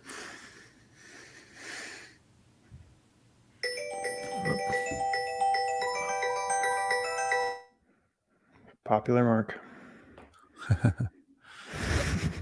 Yeah, no, I feel the same. I feel another image that came to mind for me was that meeting people in person, and this is a personal weakness of mine, but meeting people in person allows me, or enables me, not allows, but enables me to afford more grace and more benefit of the doubt to conversations. It helps me to have a much more good faith discussion with people when I disagree with them, instead of, like, I have a tendency to get trapped in the ideology or get trapped in the details and forget the relationship, and I think meeting people in person and having the opportunity to really sit with people has helped me remember that it's more important to keep the relationship going than it is to be right about something, because that's my tendency. My tendency is to overemphasize or like get caught up on things that it's like to the detriment of the relationship, when it's not necessary. I mean, there are times where that's necessary, but those are so rare that it's just not even worth trifling about or worrying about. It's much Jeremy, better when to connect. well, I think my internet's probably lagging, but I'll just say this quickly. When my husband and I were dating, we had, or he, mostly he had some doubts about whether or not this was real. Okay, actually, can you imagine? Because we met at this Bible school, and he was from Switzerland and I was from Canada, and it was like, what are the chances? It was one of those, where you start looking at things and going, oh man, am I just deluding myself here? Like, do I think that this is actually something, or am I swept up in some moment, of whatever? And so we went to see the head of the school and to ask his advice. And we sat down, we're all, serious about this, right? And so we posed the question, is this really real? Like, I mean, he's like, I'm from Switzerland. She's from Canada. We're here at this place. It's all idealistic. How much of this are we just making up in our heads? Blah, blah, blah. And he said to us, if you were the last woman and the last man on the face of the earth, would you make it work? And we were like, yeah. Mm-hmm. He goes, then make it work. That's nice. And that was our marriage counseling session. We've been married for 38 years. Wow. Stuck the landing. You just have to not, you can't, there just has to be, you can never bring up the D word, divorce. You just can't bring it up. You just have to say, this is awful and terrible, and I'm going to need some time, but I don't, we'll work it out. Marriage has to mean it's just, something. I find it an interesting, and like I thought about that for a long, long time. And seriously, that is all the man said. And he said, okay, are you good? Okay, I got work to do, and so it was like, I thought about that, and I thought about that, and I thought, that's actually the best advice I've heard for just about everything. Right? Yes. Just make it work. Just make it work. Yeah. Which usually means killing a lot of parts of you that are in the way. Right. For me, anyway. Asceticism in a nutshell. Yes. Yeah. And isn't that half the point? Yes. Of the sacrament that is marriage, is it's supposed to kill all kinds of parts of you. Like that's the sign that it's working well. Right.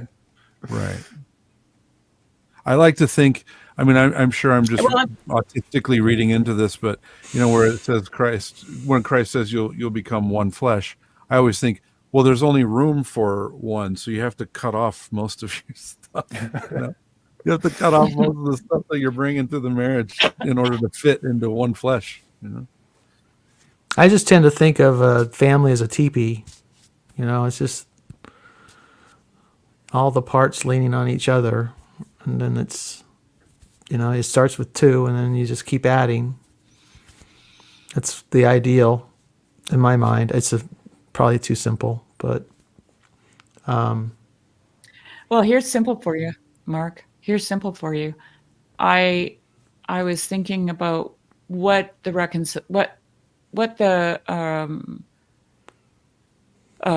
reconciliation of opposites must look like. I'm like, what does that look like? And I think in images. So I'm like, oh, well, I mean, first of all, it's obvious that it looks like a marriage, men and women, right?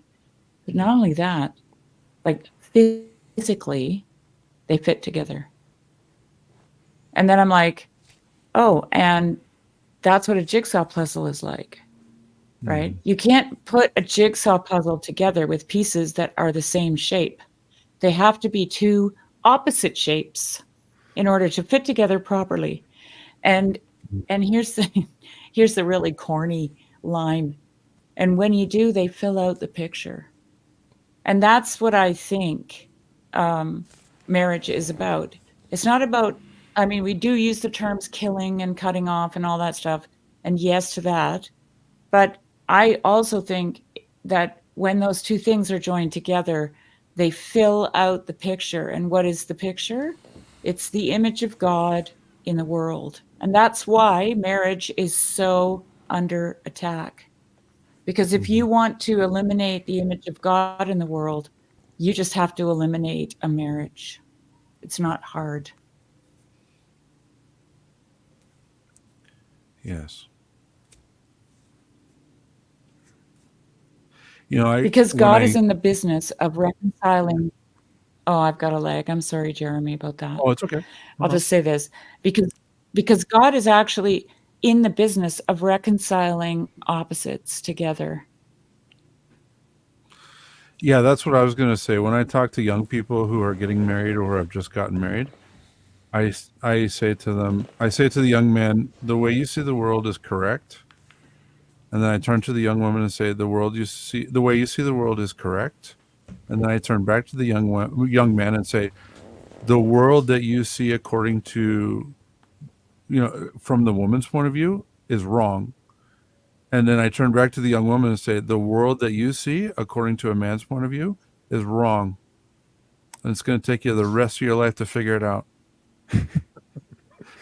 Which is which, right? Which parts are like the way you see the world is correct and the way you see the world is wrong. And you can only start to see that as you start to look at it from the other person's point of view. And it takes that time. It takes a lot of time and a lot of smashing those into each other. I'm speaking metaphorically. Where you're smashing those two ways of seeing the world into each other before you can start to see that there's another way of seeing the world that's just as valid as yours and makes sense to the opposite sex. It makes sense to them. It doesn't make sense to you, and it never will, but it still makes sense within that context. And once you start being able to reconcile that, then you can actually see the world as it is. Because right now you're stuck in an ideological viewpoint that's just governed by your own constraints. And when you're able to open up and start to consider things from the other person's point of view, then the world starts opening up and you start seeing it, in a more true way. Mm-hmm. It becomes more real, Sherry. I'm sorry. Like the Velveteen Rabbit. Yeah. Well, the analogy I like to use is a really quick illustration of this, because I think I lost everybody, and I think I can tie it into something that's more relatable. When you ask a man, when was the last time you felt bodily in danger? Like you felt like you were in a place where something bad could happen to you? The answer is usually somewhere in years, and it's usually a lot of years. When you ask a woman, when was the last time you felt physically in danger? The answer is usually within days. And so to a man, the world looks like largely a field of opportunity with a few threats. To a woman, the world looks like a field of threats with a few opportunities. And they're both correct. And they're both wrong. And that's what you have to learn to see. Well, Peterson made up Peterson, sorry, Sherry. Peterson just recently. It was maybe it was in his interview with Bill Maher. I just heard him repeat this. It's a point he makes a lot. But what is it? He says something like 95% of men can kill a woman with their bare hands, and the opposite is true for women, right? And that's what scares me. When we get too hard and fast on this issue, we say, make it work, make it work, make it work. I'm inclined to put that on the man. Because the man absolutely must not be threatening to his partner. He can seem threatening to the outside world in protection of his partner, but he cannot be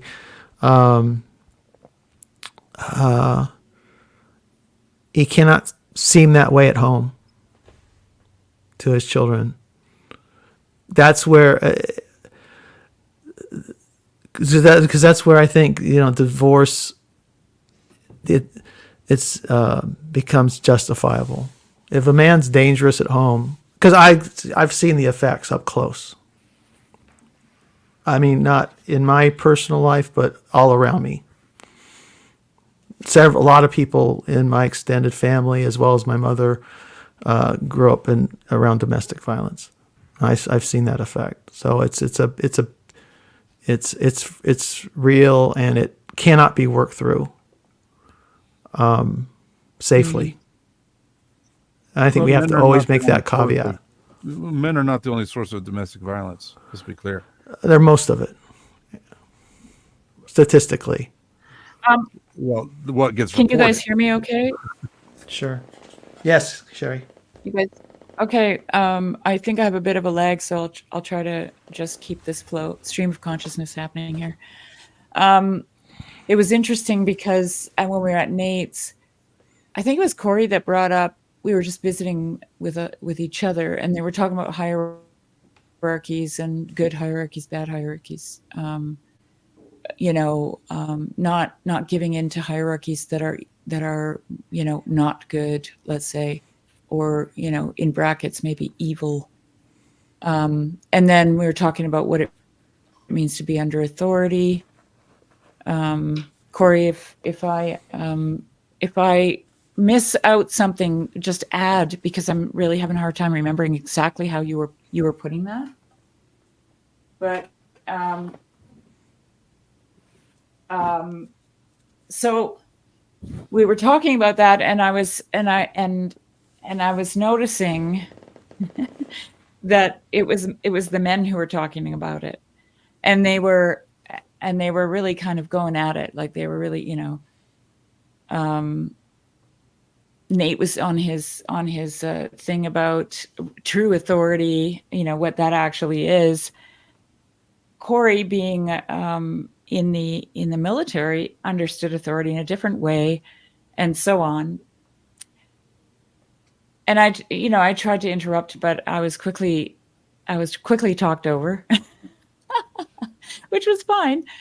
And at one point, I actually said to Corey. Corey said, "Okay, Sherry, I hear you, but I want to finish my thought here," which was probably fair, because I probably did interrupt him, but I did it on purpose.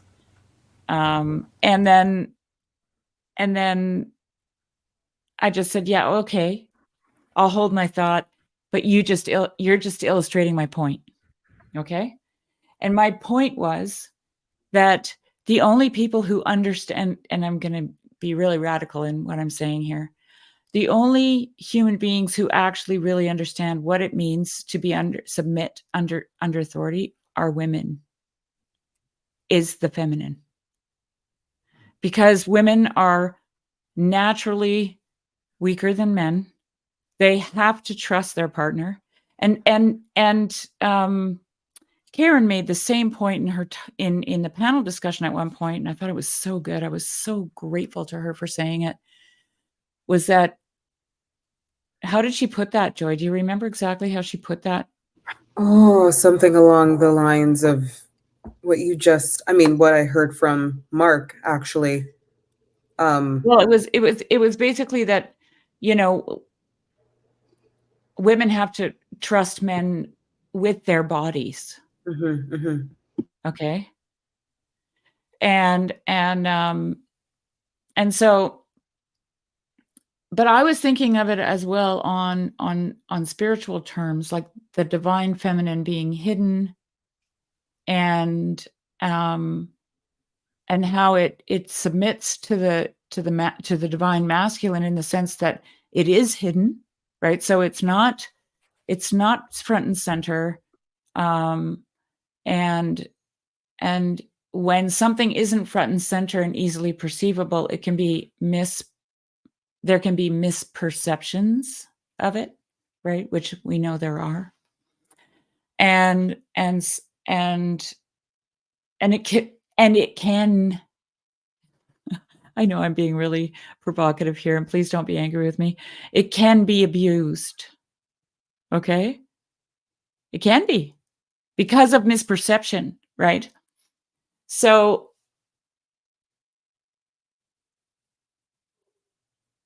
and then I told a story of how I was in a denomination in which women were actually very subdued. They were not allowed to speak.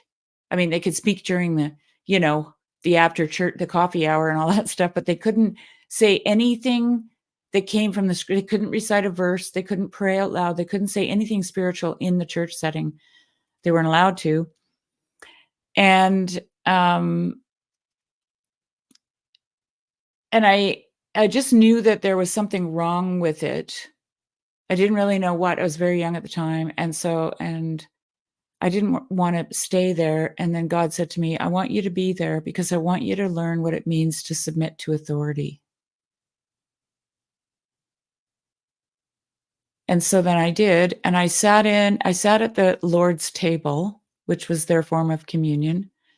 And all the men would get up and they would, it was all spontaneous. So someone would stand up and say, let's sing hymn number, blah, blah, blah. Or they'd pray, or they would say, let's read Psalm this, or or they'd just start reading out of the scripture somewhere.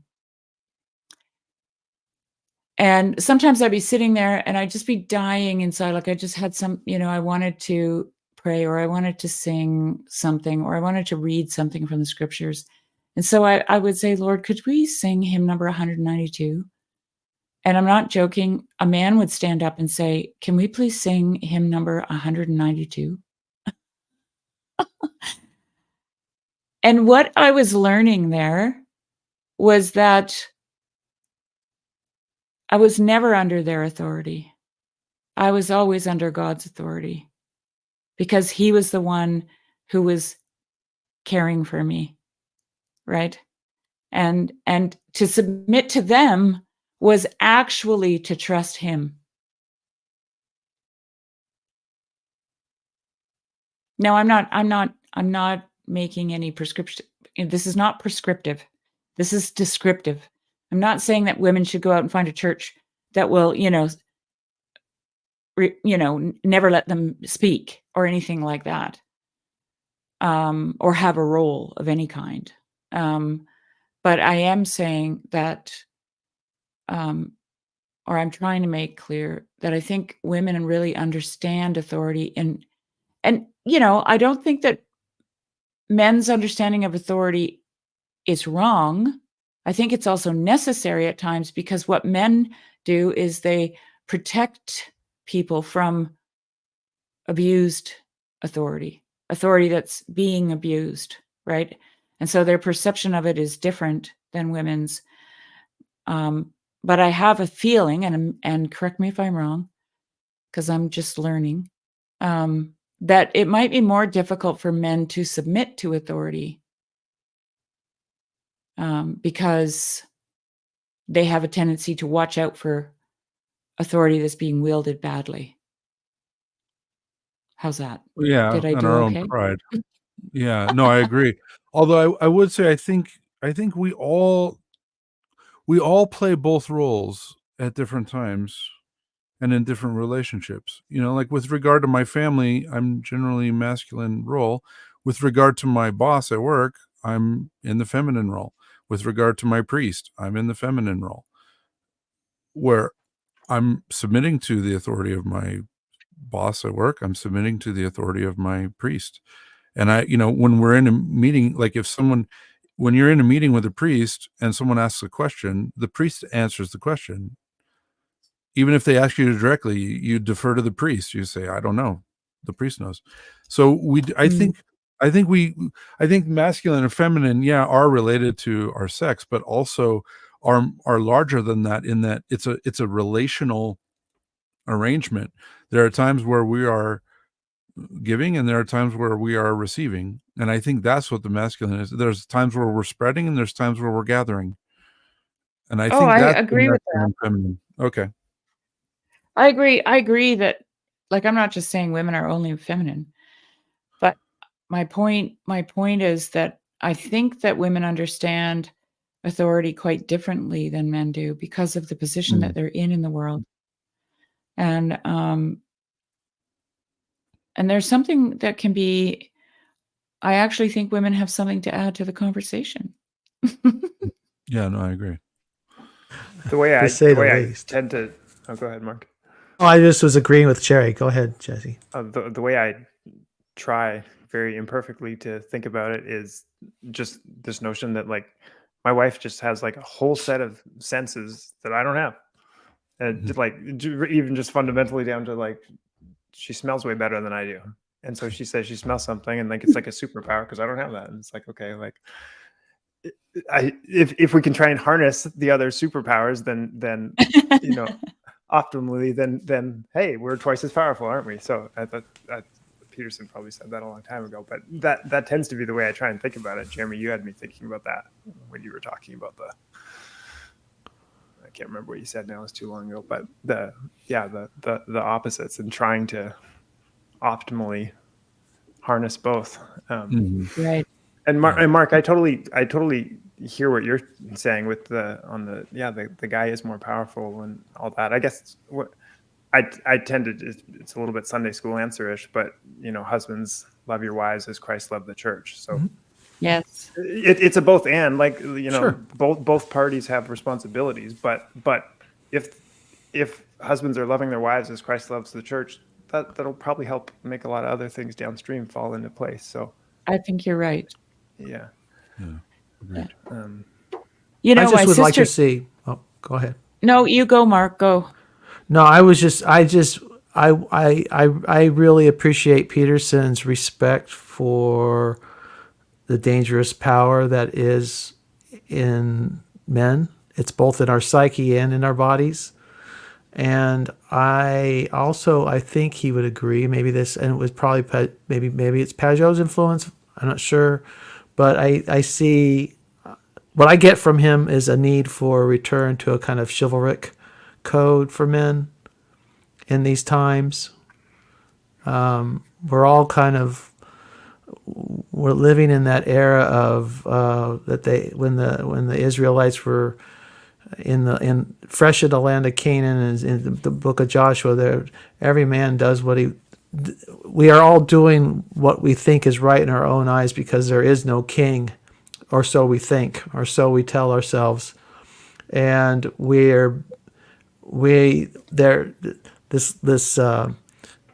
I think a restoration of we can't look back and just go back to the chivalric, but we can use it to influence a new way of surrendering our power to the protection of those not as strong as ourselves, to those not as privileged as ourselves, to the service of would have been to the service of church and God and the weak. That was the chivalric model, and I think it's still a good thing.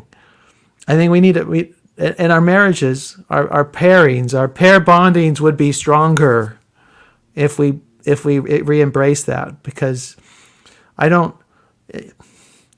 enter the marketplace. We've been indoctrinated into thinking we have to be in the marketplace and make our stamp in the world, and it's been like this way since the 1950s. And now we've gotten, because in the 1970s, and we got women involved, we threw them into the marketplace and made them wage slaves as well, all to be careerist, and it's serving nobody. And Whereas the chivalric says, no, you're serving something much higher, and you're going to use your power for such much more superior purposes than your own ego. You got bigger fish to fry, so to speak. And it's it's the giving of yourself, but it's not giving of yourself in a, oh, I'm just going to be weak. And no, it's again, Peterson. You can't, the meek must be strong. Your meekness must come out of strength, not out of weakness. Just to say, that's to me, that's what Rafe really represented at the conference. Good.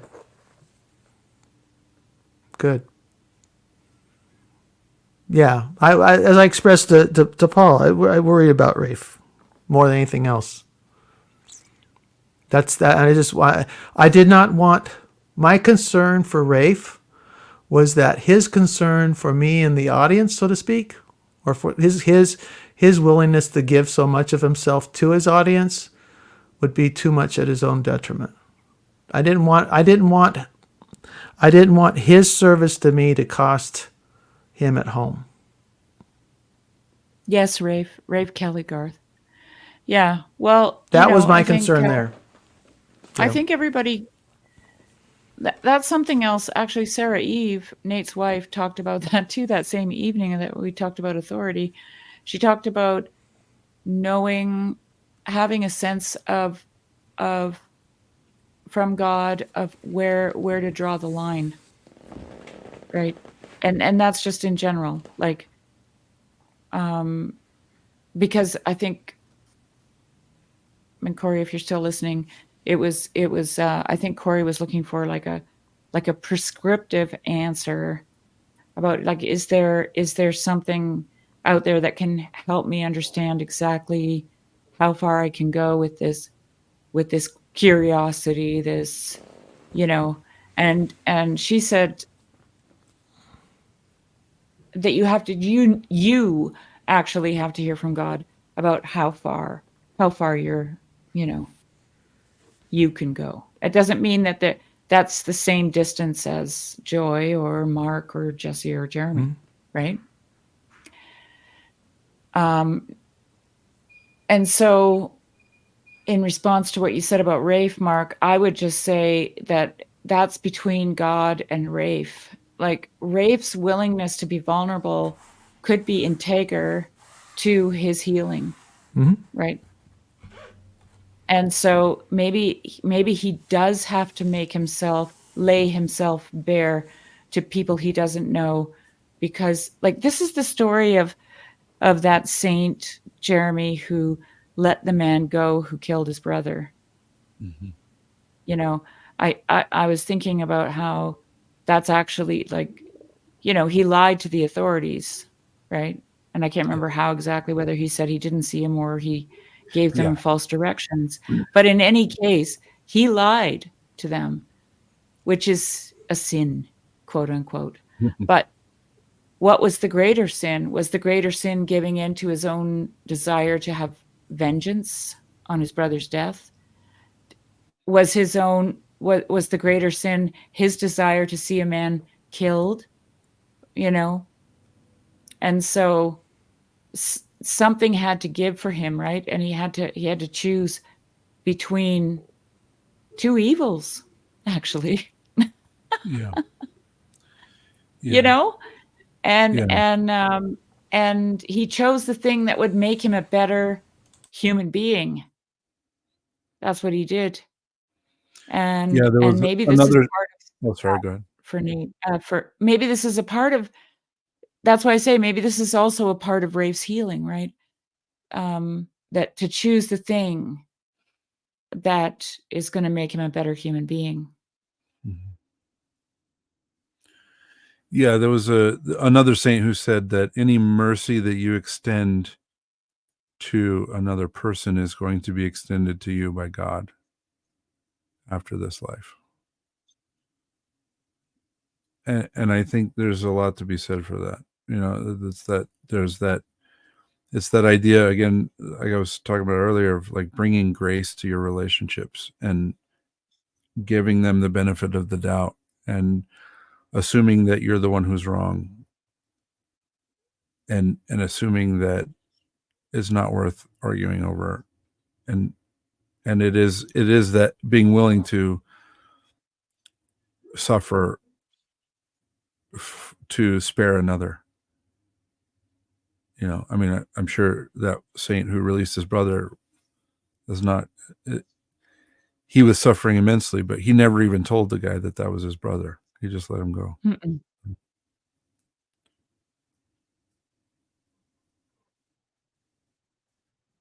Mm-hmm. And maybe it was, and this is all, you know, who God only knows why Rafe stood up there and said the things that he said. But there is also a very good chance that he had to carry his cross in a way that his wife could see it being carried. Yes. And I think it helped a lot of people who were in there too. Oh, it did. One thing I really am talking to, I want to hear more from Joy and Jesse, but I think that maybe was she there? The kids were there. She was. She Yeah, was she was there. there. Okay. She was there.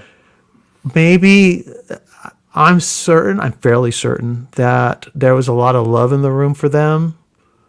And I think it only takes a few. I hope people reached out who were nearby. I was on the opposite side of the sanctuary, so not in range. I heard the kids, but I didn't see them. It's so I'm hoping. I know I saw PVK give him a big hug. I hope there are other hugs around. I hope the wife got some of that love. Well, Mark, and support. I actually, right as soon as he sat down, I walked straight up to them and I grabbed her hand and I kissed her first. Good. Yeah, that's who you guys are, though, right? That's who you are. Good. For me, she's the hero in that story. Yeah. And then I grabbed his hand and gave him a big hug, you know. But it was her that, you know, and it's so funny because my sister, who works with First Nations and is very involved in their cultural protocols, when I told her that, she said, "Sherry, you know that's protocol, right?" I said, "No." She said, "Yeah, it is. It's actually cultural protocol in First Nations communities." And I just What is? To greet the woman before the man. You guys are twinsies. We established that at the night of the barbecue. You and your sister are like sync. They would laugh and you couldn't tell the difference. It sounded like, which one's laugh? You're here, Sherry in stereo with her sister. It was hysterical. Anyway, I'll stop talking. Jesse, thoughts? I was really looking forward to shaking Rafe's hand. I've enjoyed listening to him over the years as he's interacted with Pajot in the past and Vervaeke and being outside Christianity. And really, I remember a few great conversations he had, probably several, with 2, 3, 4 years ago now, chatting with Pajot, really, and you could tell he was really wrestling with, like, how the heck do you guys, as a materialist, right? Like, we're steeped in materialism. He was really trying to wrestle with, but how do you actually believe this stuff?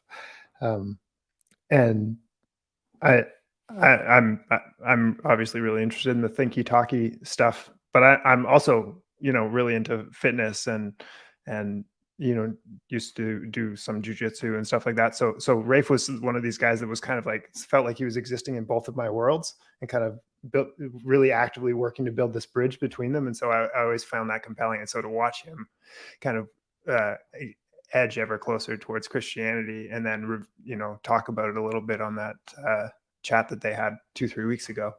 Anyway, I was excited to see him. And then, geez, that story that he told, I've mentioned it to my wife several times because it hit me. Yeah, it really hit deep. So I don't know. I don't really know what I have to add to it other than that, if I have to pick a favorite speaker in such a crass way to think about it, like that was the most impactful for me was that story. yeah, that's about all I have at the moment. And my wife just recently got home, so I do need to go and say hello to her. But it was really nice to see everybody again. Let me Thank thank you you, for coming. Jesse, for helping to save me a bit from my social anxiety. That first day is, I'm like, the two of you both, Joey, I was one of the first people I met before I even entered the building. She comes up and says hello, big smile. I'm like, oh, that's great. That's nice. Wow, nice. And then I met Jesse, and Jesse was super nice. And, you know, it's, yeah, I mean, it's, I felt you guys were great and helping me deal with, like I said, my own issues of being in groups of people like that. Fun to So chat it with you, was- Graham. And Mark, I was so looking forward to shaking your hand because ever since you hopped on the streams, however many months ago, it's been. I just feel like you exude this warmth and generosity and kindness, and like a really, I think, really important like perspective. And Yeah. anyway, so I was. Yeah. Thank you. As soon as I saw you, I wanted to come over and But- say hey right away. You saved me. You guys helped me out because I was dying. It was rough for some, you know. And it's funny talking about marriage real quick is that I think it's the reason I've noticed I'm really much worse in these situations in the last few years. And I think it's because I was there. You only saw half of me. The other half was here. Mm-hmm. And Yeah. it's really true. If I had my wife with us, it would have been fine. But I was minus big chunk of myself, and I think that's probably the source of the anxiety. And the chivalry again. It's like then I have again. I'm back to needing a job. You give me a job in these situations. Well, even if the job is just there to be beside my wife and to present, it's there's something to this. Marriage is weird, man. You talk about losing yourself in a connection with another person like that. You get into 3 decades and Sherry's heading sounds like fast towards 4. Mm-hmm.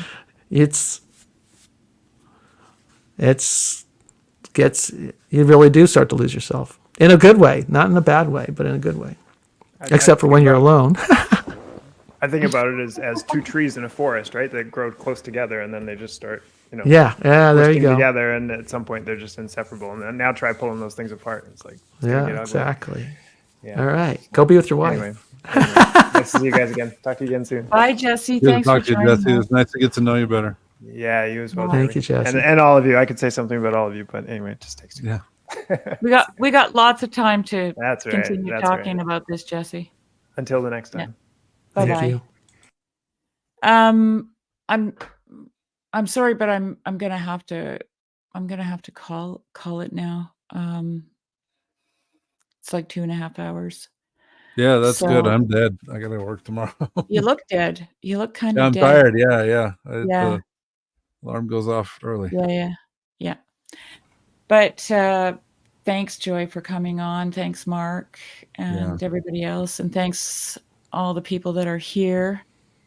And I look forward to more conversations about all kinds of things with people now that I've been able to be with in more than just in spirit, but also in body.